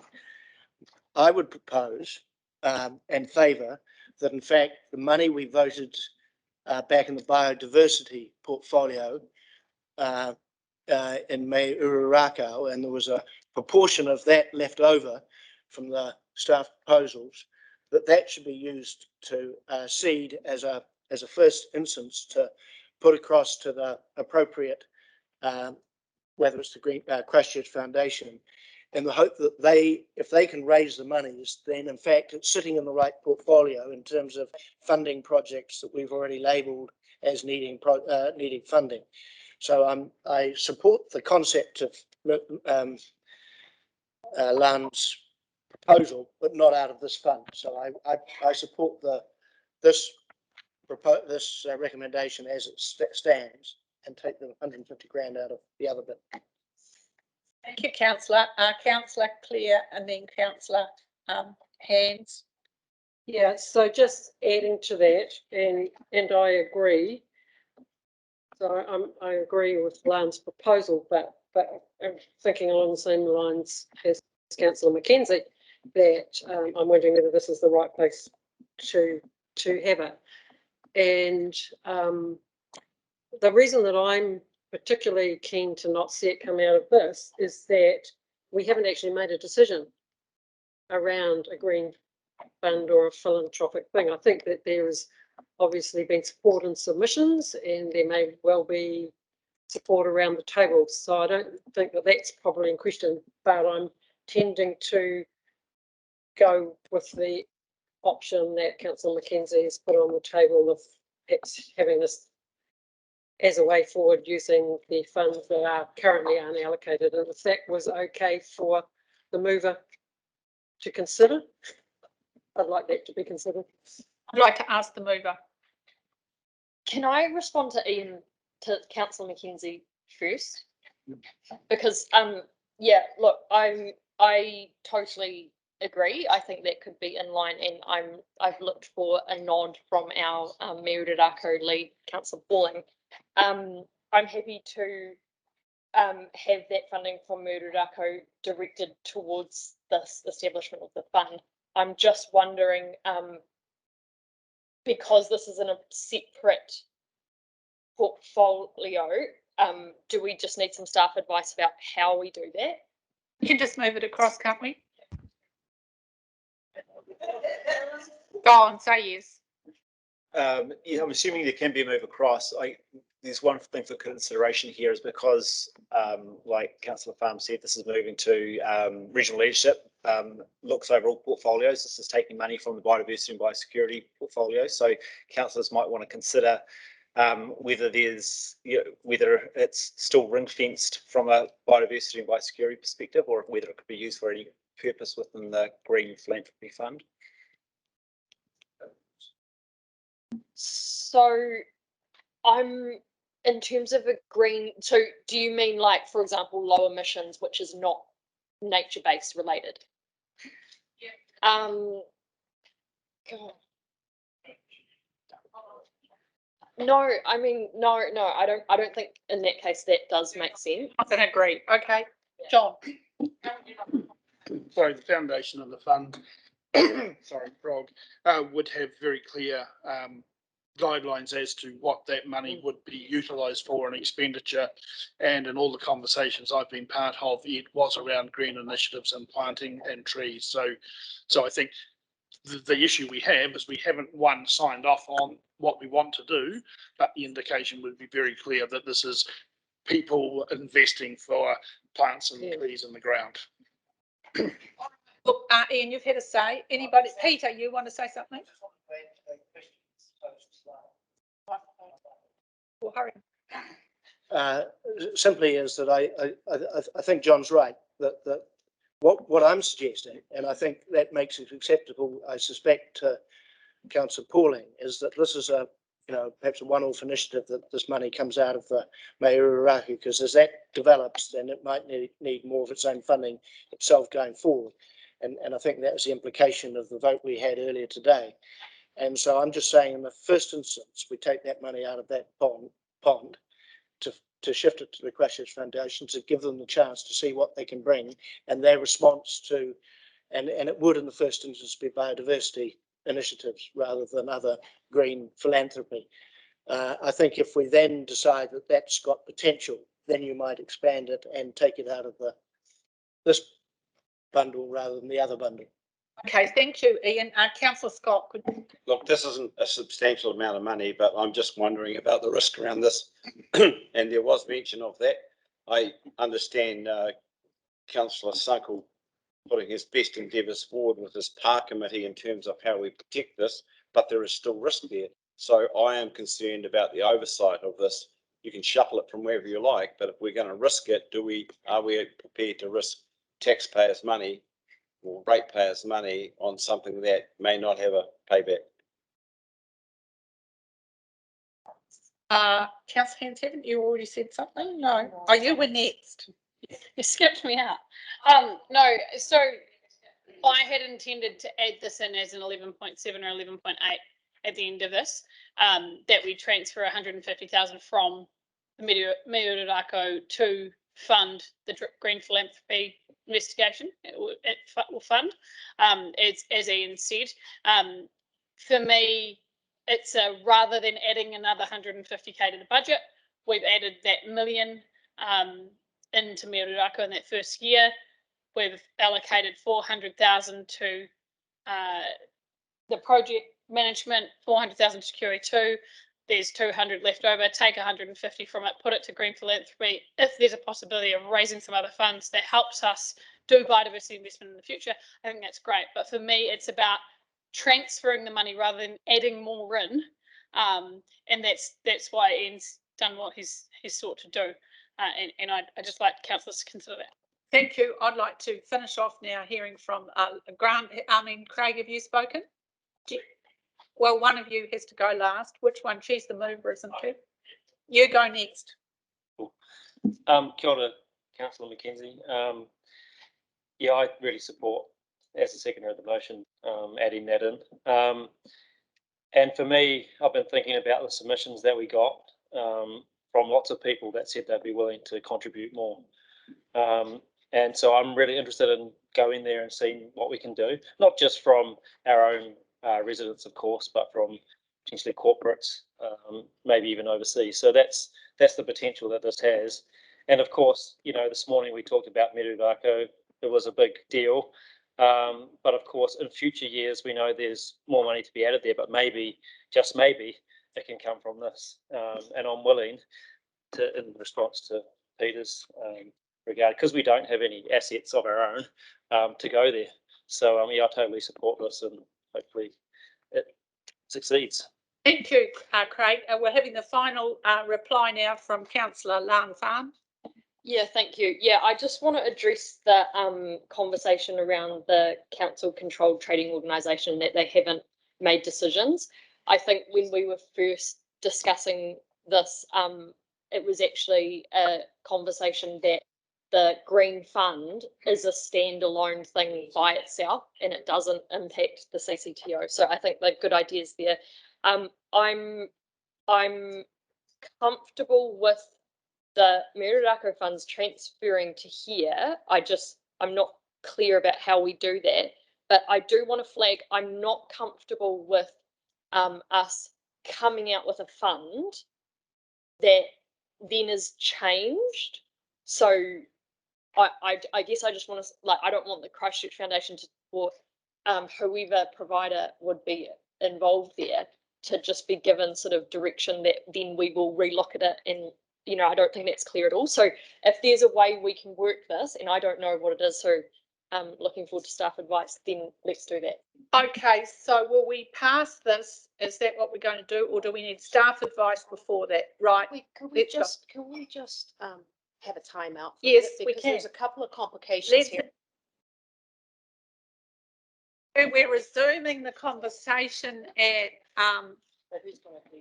5:55 or whatever that clock says. 4:55. I think it'd be wise for us to ask Catherine Shannon. Yes, we will. To both process and intent. Yeah, we will. Catherine, we listen to you.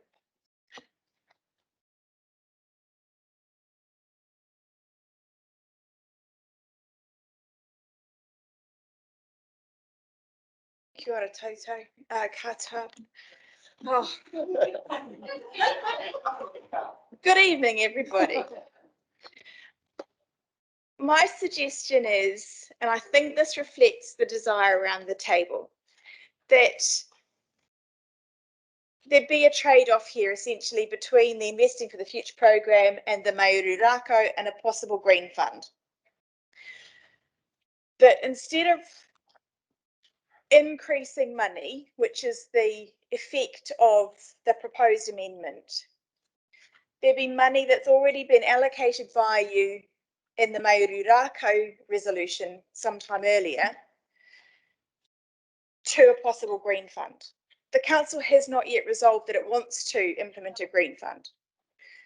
So it's a matter of going back to the resolutions 7.3 and tagging that some of the money be available either for Mauri Rako or for a green fund. Now, my suggestion to you is you don't do that now. There is a wash-up resolution coming at the end of your deliberations that allows you to go back and revisit these all. And that would be the time, I think, to go back and have another look at this. And I don't think there's a prejudice there to this motion, because that wash up is intended to capture exactly this and to consider all of those things, but in the whole. That's great advice. So I'm asking Lan, yes, yes, right. So what we're moving now is your amendment here. So I withdraw this amendment with that intention.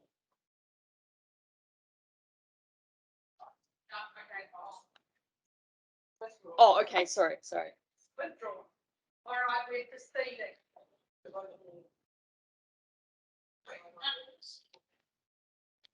Are we voting on them?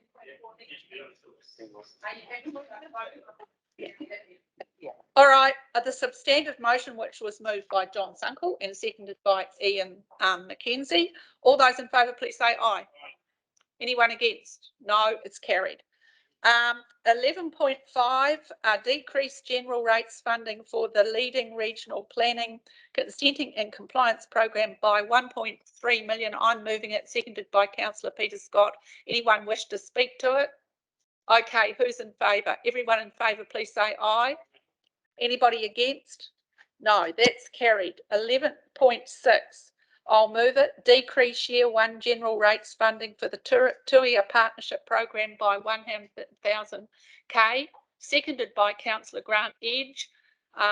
Anybody wish to speak to it? Well, I'm moving that. I'm putting that to the vote. All those in favour, please say aye. Anybody against? Okay, that's carried. And now I believe we have 11.7. Councillor Pauling, it's up on. It should be up there. Is it up there? While it's coming up, can I start?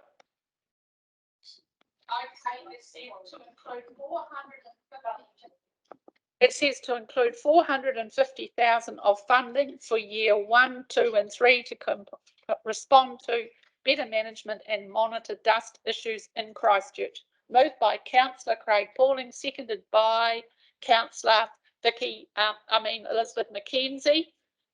Craig, would you like to speak to it, or do you want to wait? Yeah. Kia ora koutou. I know it's been a long day, so thank you for all the work. So yeah, this motion here is in response to a number of submissions, including from Christchurch City Council and numerous residents associations in the southwest of Christchurch, in relation to concerns arising from dust issues, in particular from quarries. I note the deputations too that we had by residents to this council in March, to our council meeting. And this funding really is to help fund dedicated staff that are dedicated to dust issues, particularly around enforcement, monitoring and compliance. And this is based on staff advice we've received. But I do welcome council debate on this and further staff advice. So. It's all right, Catherine. We see you've got it up there. It's all right like that. Even it's not crossed out anybody. It's that one there, just that one. She's put it in red now. Right. Okay, that's good, Craig. Thank you very much. Does anybody, Ian? Do you want to speak? Yes, Madam Chair. I think I support this proposal, but I would just like to tag that, as I understand it, we can't recover this money from the those with quarry consent. But in fact, if it gets to the point where we can, I think we should, which might mean that although this proposal is for 3 years of $450,000, if in fact the investigation shows that we can find fault and therefore recover those monies from the consent holders, we should be doing that and saving ourselves impossible. Thank you, Ian. Peter, would you like to speak? I would, and just more of a question, Madam Chair. I think I do support this also, but Catherine Arbrow made some comment on this when it came up.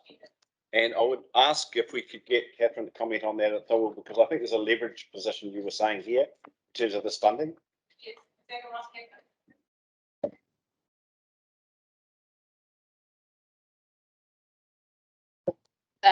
You're meaning about working with industry? Yeah. Yeah, so we will, as part of our normal consenting process, obviously talk to those consent holders and work with them to understand any mitigations they can continue to make. Thank you, Catherine.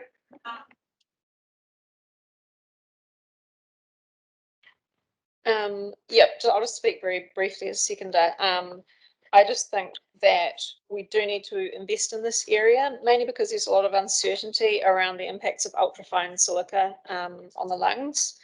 And there were considerable submissions around this and from people who were very unwell, potentially as a result of this sort of exposure. So I definitely support this expenditure.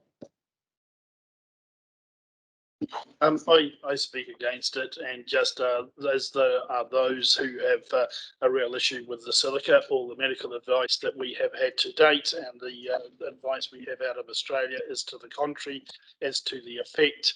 I was well involved with the processes in the last iteration of council, the moat report, the science, the understanding, and I genuinely do not know why we would go out and spend another $450,000 or $500,000 on investigating something.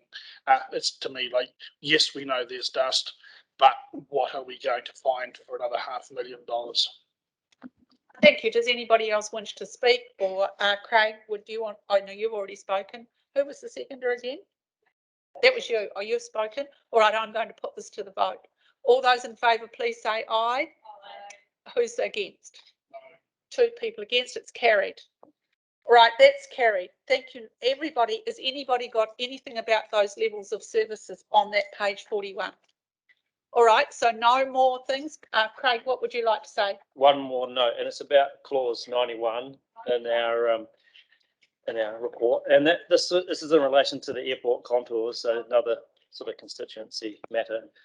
We had a number of submissions on this, and I note with pleasure that we're going to work with the airport to remodel this. I just wanted some assurance that that's going to be part of our RPS process. So if we could note that from staff, that'd be great. Get a response. Staff need to make a comment, or we'll just note that for you.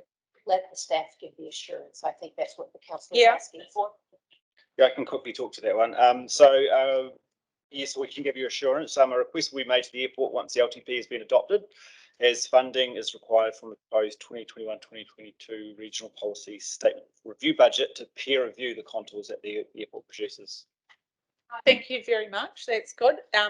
Right. Well, thank you for that, Cam. And we're going to move on now. So we're flicking through the pages. We're up to My Way in Timaru, I believe, on page 43. Councillor Scott. Sorry, Madam Chair, I'd just like to move this recommendation, recommendation 12. It's had overwhelming support, not only from the Timaru community, who came out in great numbers to supply their views on this, but also from the wider community. And I guess it's seen by the fact that there is now an emerging interest in Christchurch and Selwyn and also Rangiora. So I'll move that motion. Seeking a seconder, seconded by Councillor John Sunkel. Would anybody else like to speak to that? Councillor Elizabeth McKenzie. Yes, I'd like to speak in support of this motion. I've seen a lot of evidence from our submissions and also just from the feedback that Councillor Scott has had from the local people in Timaru in terms of the value of this service across all age groups and, you know, workers, children, all sorts. And I think this is the way of the future. This kind of service could integrate very well with a rail service and, you know, as a part of our transforming public transport. So I'm very much in favour of it. One more speaker, perhaps Grant. Yeah, just speaking in support of the proposal there. The submissions were very passionate. People were really, it made changes to their lives, which they could get out and about. So from all age groups, and it just made the community a lot more connected to their local services and shops and things. So that's really good. I thank you, Grant. It did. All right, I think I'll just put it to the vote. We've had a lot of discussion about this previously. All those in favour, please say aye. Anybody opposed? No, so that's carried. Thank you all very much, and thank you to staff for all the work they've done on that, right from the initial engagement through to the trial and making the assessments now. It's been brilliant. We're up to targeted rates now. We'll turn to recommendation 13. I think we've got some questions around this from people. I'll just get the resolution. Oh, well, yeah, I just think we'll do it like this. It's moved by Councillor Ian McKenzie. Who's seconding it? Seconded by Claire. Now, are there any questions? Thought we had some questions around this. There's no questions. Can I just make a comment, Madam Chair? That the council made it clear before we went out of consultation that should the community, the affected community, support this, that the council would support it, and the affected community has overwhelmingly supported this project. I note, and in fact, there were submitters from outside the district who supported the project, the concept of the project as well. I note our whenua as concerns about that this isn't the solution to nitrates in the Hinds Plains, but is actually, and I think the trust chair and the other trustees have made it very clear in their discussions with our whenua that the Managed Aquifer Recharge project and the targeted stream augmentation into the Hinds River is only a supplement to the on-farm mitigations that are required under Plan Change 2, and in fact will be revised and re-required under the MPS for fresh water. I also note that our whenua has a right, as a trustee, is a trustee on the trust, and in fact the trust has had a lot of discussions with and see themselves partnered with our whenua Runanga for this project, and part of that is the implementation of Mahinga Kai sites as part of the infrastructure, and an ongoing willingness to try to make sure that in fact our whenua is a very important part of the district, is fully involved and fully supportive of the aims of the project. I'd also just add briefly, sorry, Madam Chair, that this is a combined project between the District Council and the Regional Council, and the District Council supported unequivocally as well. Yeah, now I'm just going back to 6.3 on page 22. We did take that one and pass it, didn't we? That was earlier. So just noting that. So let's just keep going. Did anybody else want to speak? Grant, did you want to speak? Yes, I'm still a wee bit concerned about this provision. To my mind, there are elements of science which have still to be investigated on the viability of this and the effects on groundwater ecology as they relate to Mana o Te Wai in the national policy statement. And I don't believe that we should be considering enhancements till we get some more work on this. Yeah, I just think that it's and I even though there was obviously some local support, I just get the impression too that other people might have ticked that box as well, thinking it's a panacea to fix a water quality problem, when in actual fact it doesn't seem to do anything about solving the pollution problem in the first place. So for me, I'm not supportive of this proposal. Oh, Liz would like to speak. So I'm not sure if you got my proposed amendment for this. It was sent to Louise and all the councillors. So is it all right? Is this a good time to read it out now? Yeah. So. Yes. Are you reading out this? Yeah, okay, so it's the same as what's there. Council directs staff to include provision for Hikaio Hans managed aquifer recharge enhancements from year 2 via a targeted rate, conditional on the establishment of a partnership between Arowhenua Runanga and Environment Canterbury to work together on any decisions to be made on the Hines Hikaio managed aquifer recharge project. So that's my.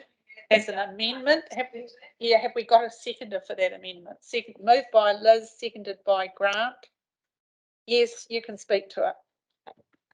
So, first of all, I just want to draw everyone's attention to Section 77C of the Local Government Act, which says, with respect to requirements in relation to decisions that we make as a regional council, if any of the options identified involves a significant decision in relation to land or a body of water, we have to take into account the relationship of Maori and their culture and traditions with their ancestral land, water sites, waihi tapu, valued flora and fauna and other taonga.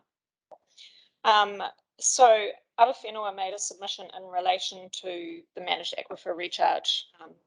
And in their submission, they did request that wording was added to make it clear that they will work along Environment Canterbury on any decision to be made on the managed aquifer recharge.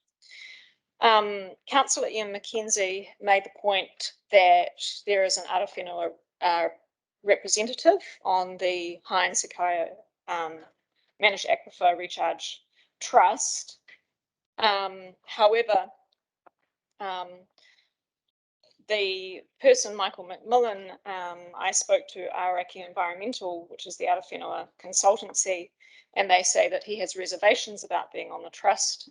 And so I think that really raises some concerns in my mind around this in terms of the partnership with Arowhenua. And I note also that I think Councillor Mackenzie has already said that he is actually on the trust. So that is why I am putting this amendment.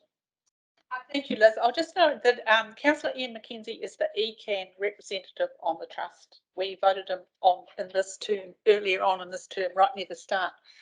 Who else would like to speak? Oh, Claire, you said you would speak. Thank you, Madam Chair. Can I just clarify for a start? This is not,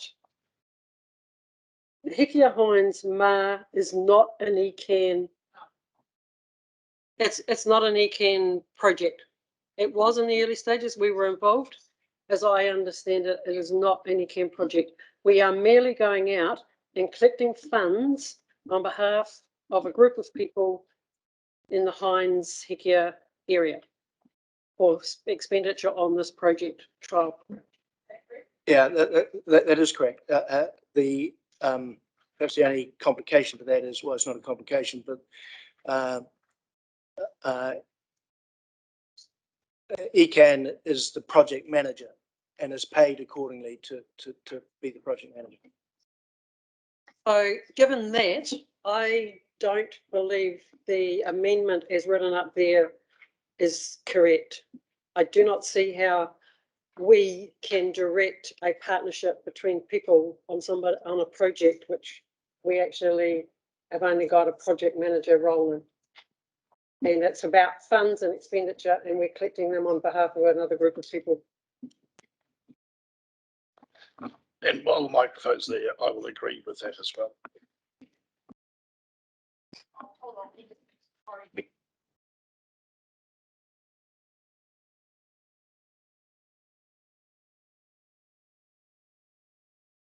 Who else we've got? Peter.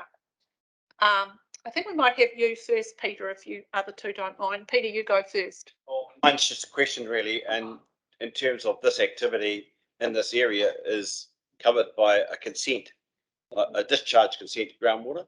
Am I correct in that? Yeah. So this is a consented process, and Councillor Mackay is quite right. We're a collection agency and we manage the process. So I'm not sure that we can do a heck of a lot more about it. That's a good question. Hold on, just hold fire with the answer to that because Lan's got a question. If you've got a question too, Phil. Oh, you'll make a question. Yes, my question is about on page 45.115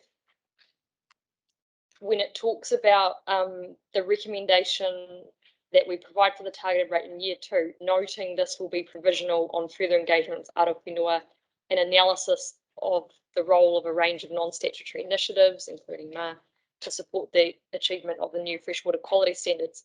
So to me, I'm just like, can staff give some commentary on, isn't this essentially just saying what's in the paper but putting it in the recommendation, or like is this the same thing? Or it's question 2. What about Phil? Have you got a question as well?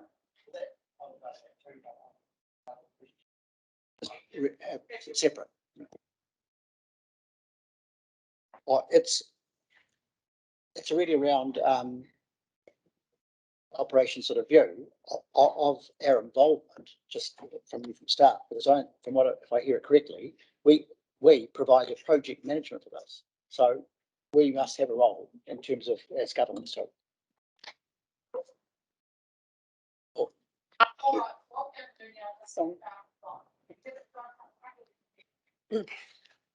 So thank you, Councillors and Chair.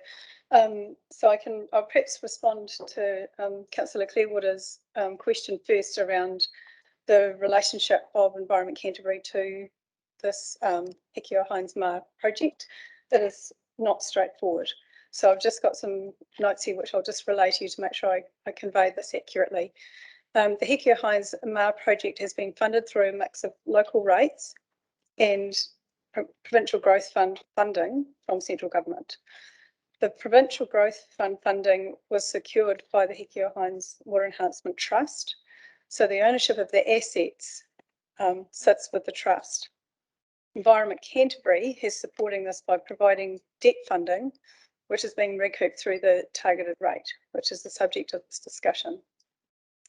There is in the levels of service some comment around development of a business plan to help inform the transfer through. I think it's important to note here that the nature of any transfer is yet to be decided, and this is around how the debt is managed in terms of the trust's responsibility for that over the next 33 years. So it's quite a complex area in terms of the question that has been raised by Councillor Farm. I think the staff advice in paragraph 115 is more comprehensive than the recommended amendment to the recommendation 13, because we have identified not only the need to engage with Arawhenua on this, but also to consider some of the shifting policy settings that are happening with the Central Freshwater, the National Policy Statement changes, for example, that have come in, that may or will affect how our regional planning framework needs to be amended, which will have implications for plan change too. So can I just ask you a question in relation to that? Because this morning we had a conversation about that level of service and about what that's actually transferring to the Hines Hikio Trust. And so can you just clear that up? What page is that on again? I've just forgotten. It was from this morning. Page 232. What was it? No, of this book, page 30, was it, Grant? And which one was it? Oh, here it is. 12.1.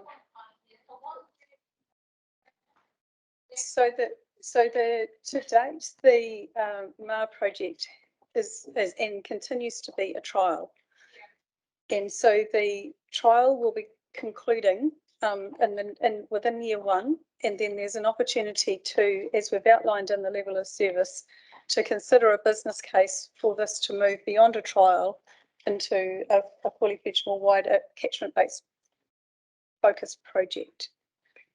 And then at that point, the level of service suggests there needs to be some reconsideration of the governance arrangements around that. But that's what we had the discussion about this morning, and we don't govern it at the moment. The trust governs it. So what does that mean? What does that mean? We can't transfer something we don't have at the moment. Yes. Can I just clarify? I think things have moved on probably since Carolyn's report has been made, and that the business case is already developed. The Water Trust, the Heinz Hekia Water Enhancement Trust, HHWET in full, is now running the project. It pays the regional council staff to manage the project on their behalf. It was actually, the previous manager was somebody else, and that wasn't satisfactory, and so it's now fully sits with ECAN staff. I think the degree to what needs transferring when we move from the trial to the full run out of the, if the trust decides to go ahead, is actually that the debt that the trial has incurred to the regional council, and the terms of how that debt will be repaid by the trust and the community, or the community through the trust back to the regional council, hasn't been determined. It's been determined that it will be paid back, but not the terms of how that's going to happen. And I think there's some uncertainty about the cost of the project going forward because of the cost of the water, and also the availability of other funds from external sources to help fund the project. So there's a degree of uncertainty around some of the funding, but I think it's a very clear intention that the monies that the regional council has forwarded to the project will be paid back as is appropriate. The trust through is already managing and running the project, and the ECAN contribution at that level is as the project managers. The consents require the level of science, investigation, and the regional council staff managing a lot of that project process. As I understand it, Ian, the debt for ECAN is being paid back by the targeted rates paid by the people. So that's all happening and in process, and we're continuing to do well, we're going to say today, I think, to continue the targeted rates. So there won't be a problem about that. I just don't know that 12.1 actually makes sense, quite frankly. But anyway, Claire. Can I just suggest then that level of service wording in the middle block says develop business case, which we hear is actually done, and transfer ongoing debt responsibility for the catchment scale managed. Because you're developing the business case and the transfer of the ongoing development. That's exactly what I was thinking. We need staff to comment on that. In the meantime, you can comment on it in a minute. Councillor Pauling, you say what you were going to say. Kia ora. I just wanted to speak to the amendment. And firstly, I want to acknowledge Ian for the work he's doing on behalf of us on this, and the way that Ian introduced this as well, and being really open about the feedback from Aroha Whenua. I want to acknowledge that. And I want to acknowledge what Councillor Mackenzie has tried to do in capturing the intent which is written in the clause 115 in our report. Now, I think it's fair to say that, and we can see that in 112 as well. It's clear there in black and white that Aroha Whenua have concerns, and the jury's still out, and it is still a trial. So I read that and I think, yep, that's important to acknowledge. And then I read their next bit about them wanting to work with us. And this comes back to something we've debated recently about Treaty of Waitangi responsibilities, our role as potentially a treaty partner. And of course, Aroha Whenua are looking at us in that regard, not to mention what Elizabeth has raised about what's in the Local Government Act, as well as in the MPS for freshwater. There's a clear statement in there about us working with iwi around decision-making over freshwater. So I can understand why Aroha Whenua said what they've said to us, because that's the only place they can say that to, which is under the Crown structure, which is different than saying it to a trust. No disrespect. So what and this would be, Elizabeth would have to have a look at this, but is it safer for us to use the wording that's in 115 to add to this amendment? Going from noting, right, and then that takes in what Carolyn has said to us about it being more comprehensive, and I think that would be safer to add that, but still captures potentially what we've discussed. So that's what I'm putting out on So Stephanie and I were just having that absolute conversation. So has everybody read 115 on page 45? Elizabeth, have you read that? Yeah, I guess I'm a bit concerned that it's not, it just says further engagement with, so there's no commitment to supporting a partnership between ECAN and Arowhenua.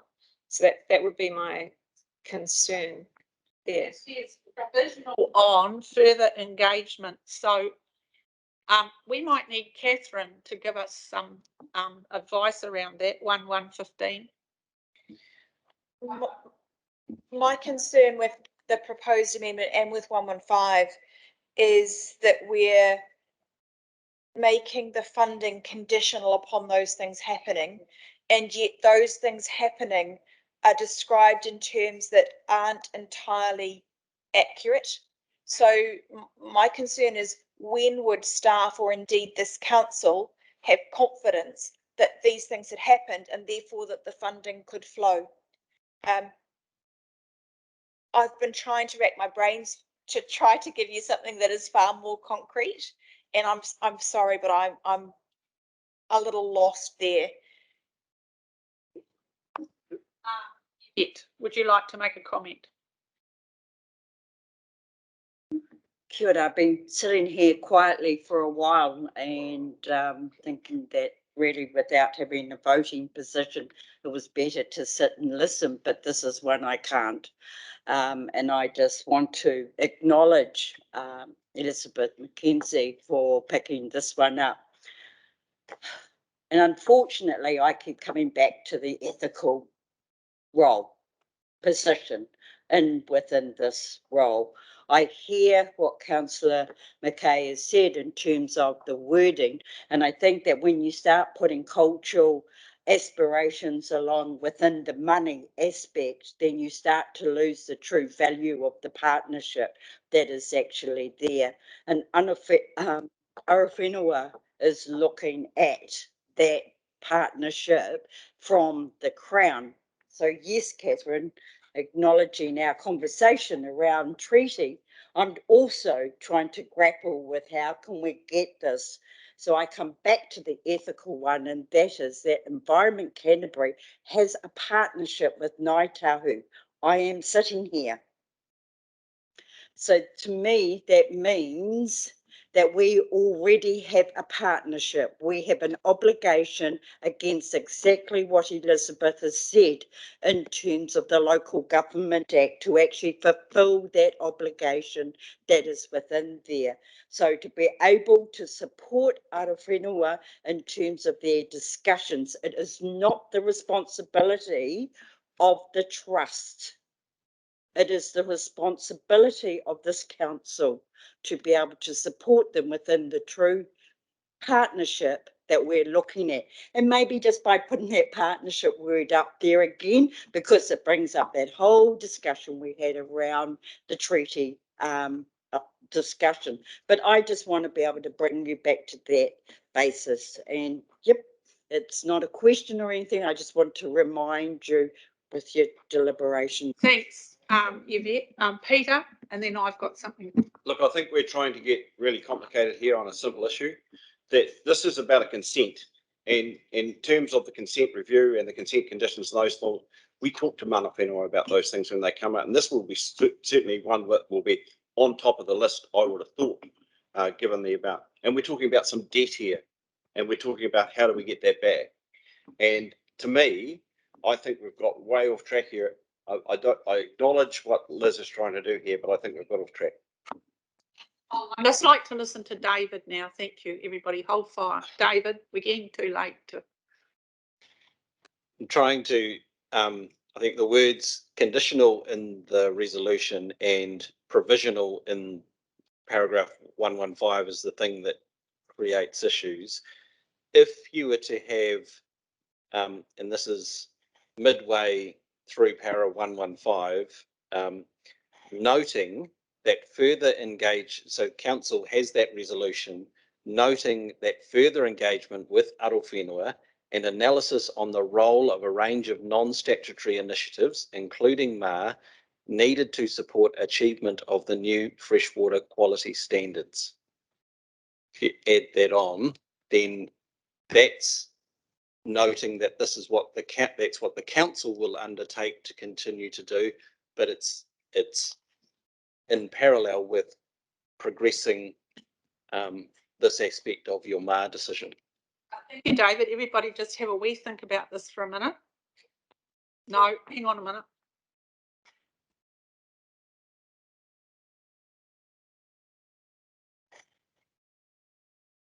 Right, everyone's read it?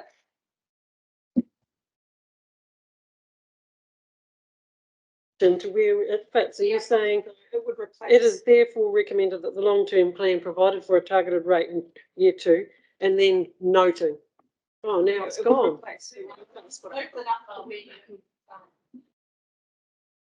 Claire, to clarify, what Catherine has done is gone back to 13 and put it as noting rather than the amendment. Yep. Look, I just want to make a comment about that. I mean, I very much heard what Yvette said, and I could well have it completely wrong. But so we are in partnership with Ngāi Tahu and Arawhenua, with Papatapa Runanga, and this is a trust that we haven't got control of. But we have a representative on that trust, and Arawhenua has a representative on that trust. So I would have thought the partnership from our point of view is exercised primarily by the person that we elect to be the representative on that trust. Because we can't control a trust. And so part of our partnership with Ngāi Tahu is, you know, what else could we do? See, that's a complicated issue. We can continue to, part of our partnership with Ngāi Tahu and Arawhenua would obviously be we continue to resource the participation, but it makes it complicated, doesn't it? Lan. I'm speaking, if that's right. So, because I'm picking up the point that Catherine's making about if it's provisional or conditional, what is the point at which then we would go ahead? And I wonder if the wording in terms of reflecting the partnership would actually be an agreement between Arawhenua and Environment Canterbury about working together on any decisions to be made, because whatever form that agreement took, we would then have a way to move forward, presumably. And I don't know if we need to be more specific than that, but maybe we do. Yes.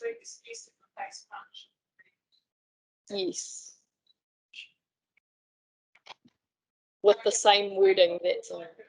Thank you. That idea is creating a situation where we will be creating I forget the legal word for it, upon the trust, which we cannot do. So in the wording that we have up there, we have noted that further engagement with Arawhenua and analysis of the role range non-statutory initiatives covers the thinking and ensures the conversation is had, but we cannot impose or inflict upon the trust actions that we have no authority to do. So therefore, those words up there note the relationship between ECAN and Arawhenua and the partnership that may be there, and as part of the conversation. That for me makes it clear without overstepping or impinging on the private rights or property rights of the trust. All right. I think probably the words noting that the further engagement with Arawhenua and analysis on the role, etc., would be something that primarily our councillor representative on the trust would have to be held to. So he would have to note that and exercise that in his work and how he works with Arawhenua and how he works with the trust. Ian, do you want to say something? Just to say, Jenny, that you're absolutely right, and in fact that additional paragraph, half sentence, is basically saying nothing other than the trust has to adhere to the requirements of the new NPS of fresh water, which requires A, the achievement of the new freshwater quality standards, but B, that you need the agreement of your runanga, and the trust acknowledges that already. So that is not an issue. I think the other attempts at wording it in different ways with conditions and various things were inappropriate, as other speakers have said. Thank you, Ian. Elizabeth, how do you feel about that? You are the mover of that resolution. Well, not really. I mean, it's better than what was there initially. But you know, given that Arawhenua representative currently has reservations about being on the trust, you know, I mean that this is an issue that perhaps we need to tackle this issue separately in future outside of this discussion. But I mean that is an improvement. I'd like to see what Craig says. Craig, would you like to speak? Well, yeah, I think that the noting bit is the best thing to do right now. It acknowledges the submissions that we've got, as well as what Ian said, the NPS freshwater. Yes, it doesn't address the wider partnership conditional issue, but I think that is pretty tough under a consented arrangement. So that's what I think. I'm not a lawyer, but I've been involved in the RMA a bit. And yeah, I think that, like I said, the jury's out on this and it's still a trial. And so we need Arawhenua and the trust and ECAN need time to work this through. So I think this is what this provides. This is one of the things that happens when you're trying to exercise a true partnership. And it's really good that you were here to raise your concerns and what you said, because that we need to be exercising this. So this won't be the only time this comes up. Grant, you had your hand up for a while. Do you want to say something? And then we go. Just something that Councillor Scott said. Is this enhancement a review of the consents on the trust? Is that no? Okay. All right. If everybody doesn't, if no one else wants to speak, and even if they do, I'm putting it. Okay. Thank you, staff. I'm putting this. Oh, yes. Yes. I'm putting the one that Catherine's done there, number 13, noting that one. So not this bottom one. So someone cross that out. Oh, do you still want to vote on it? All right, well, now we're voting on the amendment, which is the one that Catherine now has highlighted on the bottom. Is that what the words were, Elizabeth, when you first put them up there? That were the words? Okay, we're voting on that. All those in favour, please say aye. Okay, all those against, please say no. That's defeated. We're reverting to what's now become a substantive motion, even though technically that's not right either. Number 13 up on the screen, which says council directs staff to include blah blah blah down to freshwater quality standards. I'm putting that. All those. Oh, have we got a mover and a seconder? Just sorry, Madam Chair. The original motion was moved by Councillor Ian McKenzie, seconded by Councillor Claire Mackay. We have changed the wording of the. Do they accept it? Yes. Do you both accept that wording? Ian, you moved it, and Claire, you're the seconder. You both said it. All righty, goodie-o. Yeah, all right, I want to go home too and eat food. Thank you very much. I'm putting this to the vote. All those in favour, please say aye. Anybody against? No, thank goodness, carried. Okay, that's done. Thank you, although that was a really good discussion, even though it's late at night. It was great. Now look, we've got. There's a level of service. Oh, there's a level of service. Who wants to raise a level of service? No. It's the amendment that we spoke about before. Jenny, remember? 12.1. But I thought we got rid of it. We're not doing it, or are we doing it? Are we doing? Oh, is these the words that you've said it should be? Is Yes, that what you're saying? correct. I'm moving that we amend it as the words that the staff have voluntarily said to clear that problem up. I'm moving that. Do you want to second it, Grant? Seconded by Grant Edge. Are you following it? Yes, on page 30. Cool, it's moved. I'm moving it. All those in favour, please say aye. Anybody against? No, it's carried. Good, thank you very much. That's cleared up. Now look, we just have to have a stop for a minute. We've got targeted rates. We've got that one. That one shouldn't take too long. We've got UAGC, which is quite complex. It's going to take a while. Reserves is also quite a meaty issue. We've got, and then we've got those long-term, what are they called? Long-term policies, and they won't take long. And then we've got the final resolutions. Now it's 20 to 6. What do you want to do? Your choices are stay on till we're finished, or come back in tomorrow in the morning. I want to stay here till we're finished. Does everybody feel all right about doing that? Or Megan, are you someone wanting to go home? I'm either or.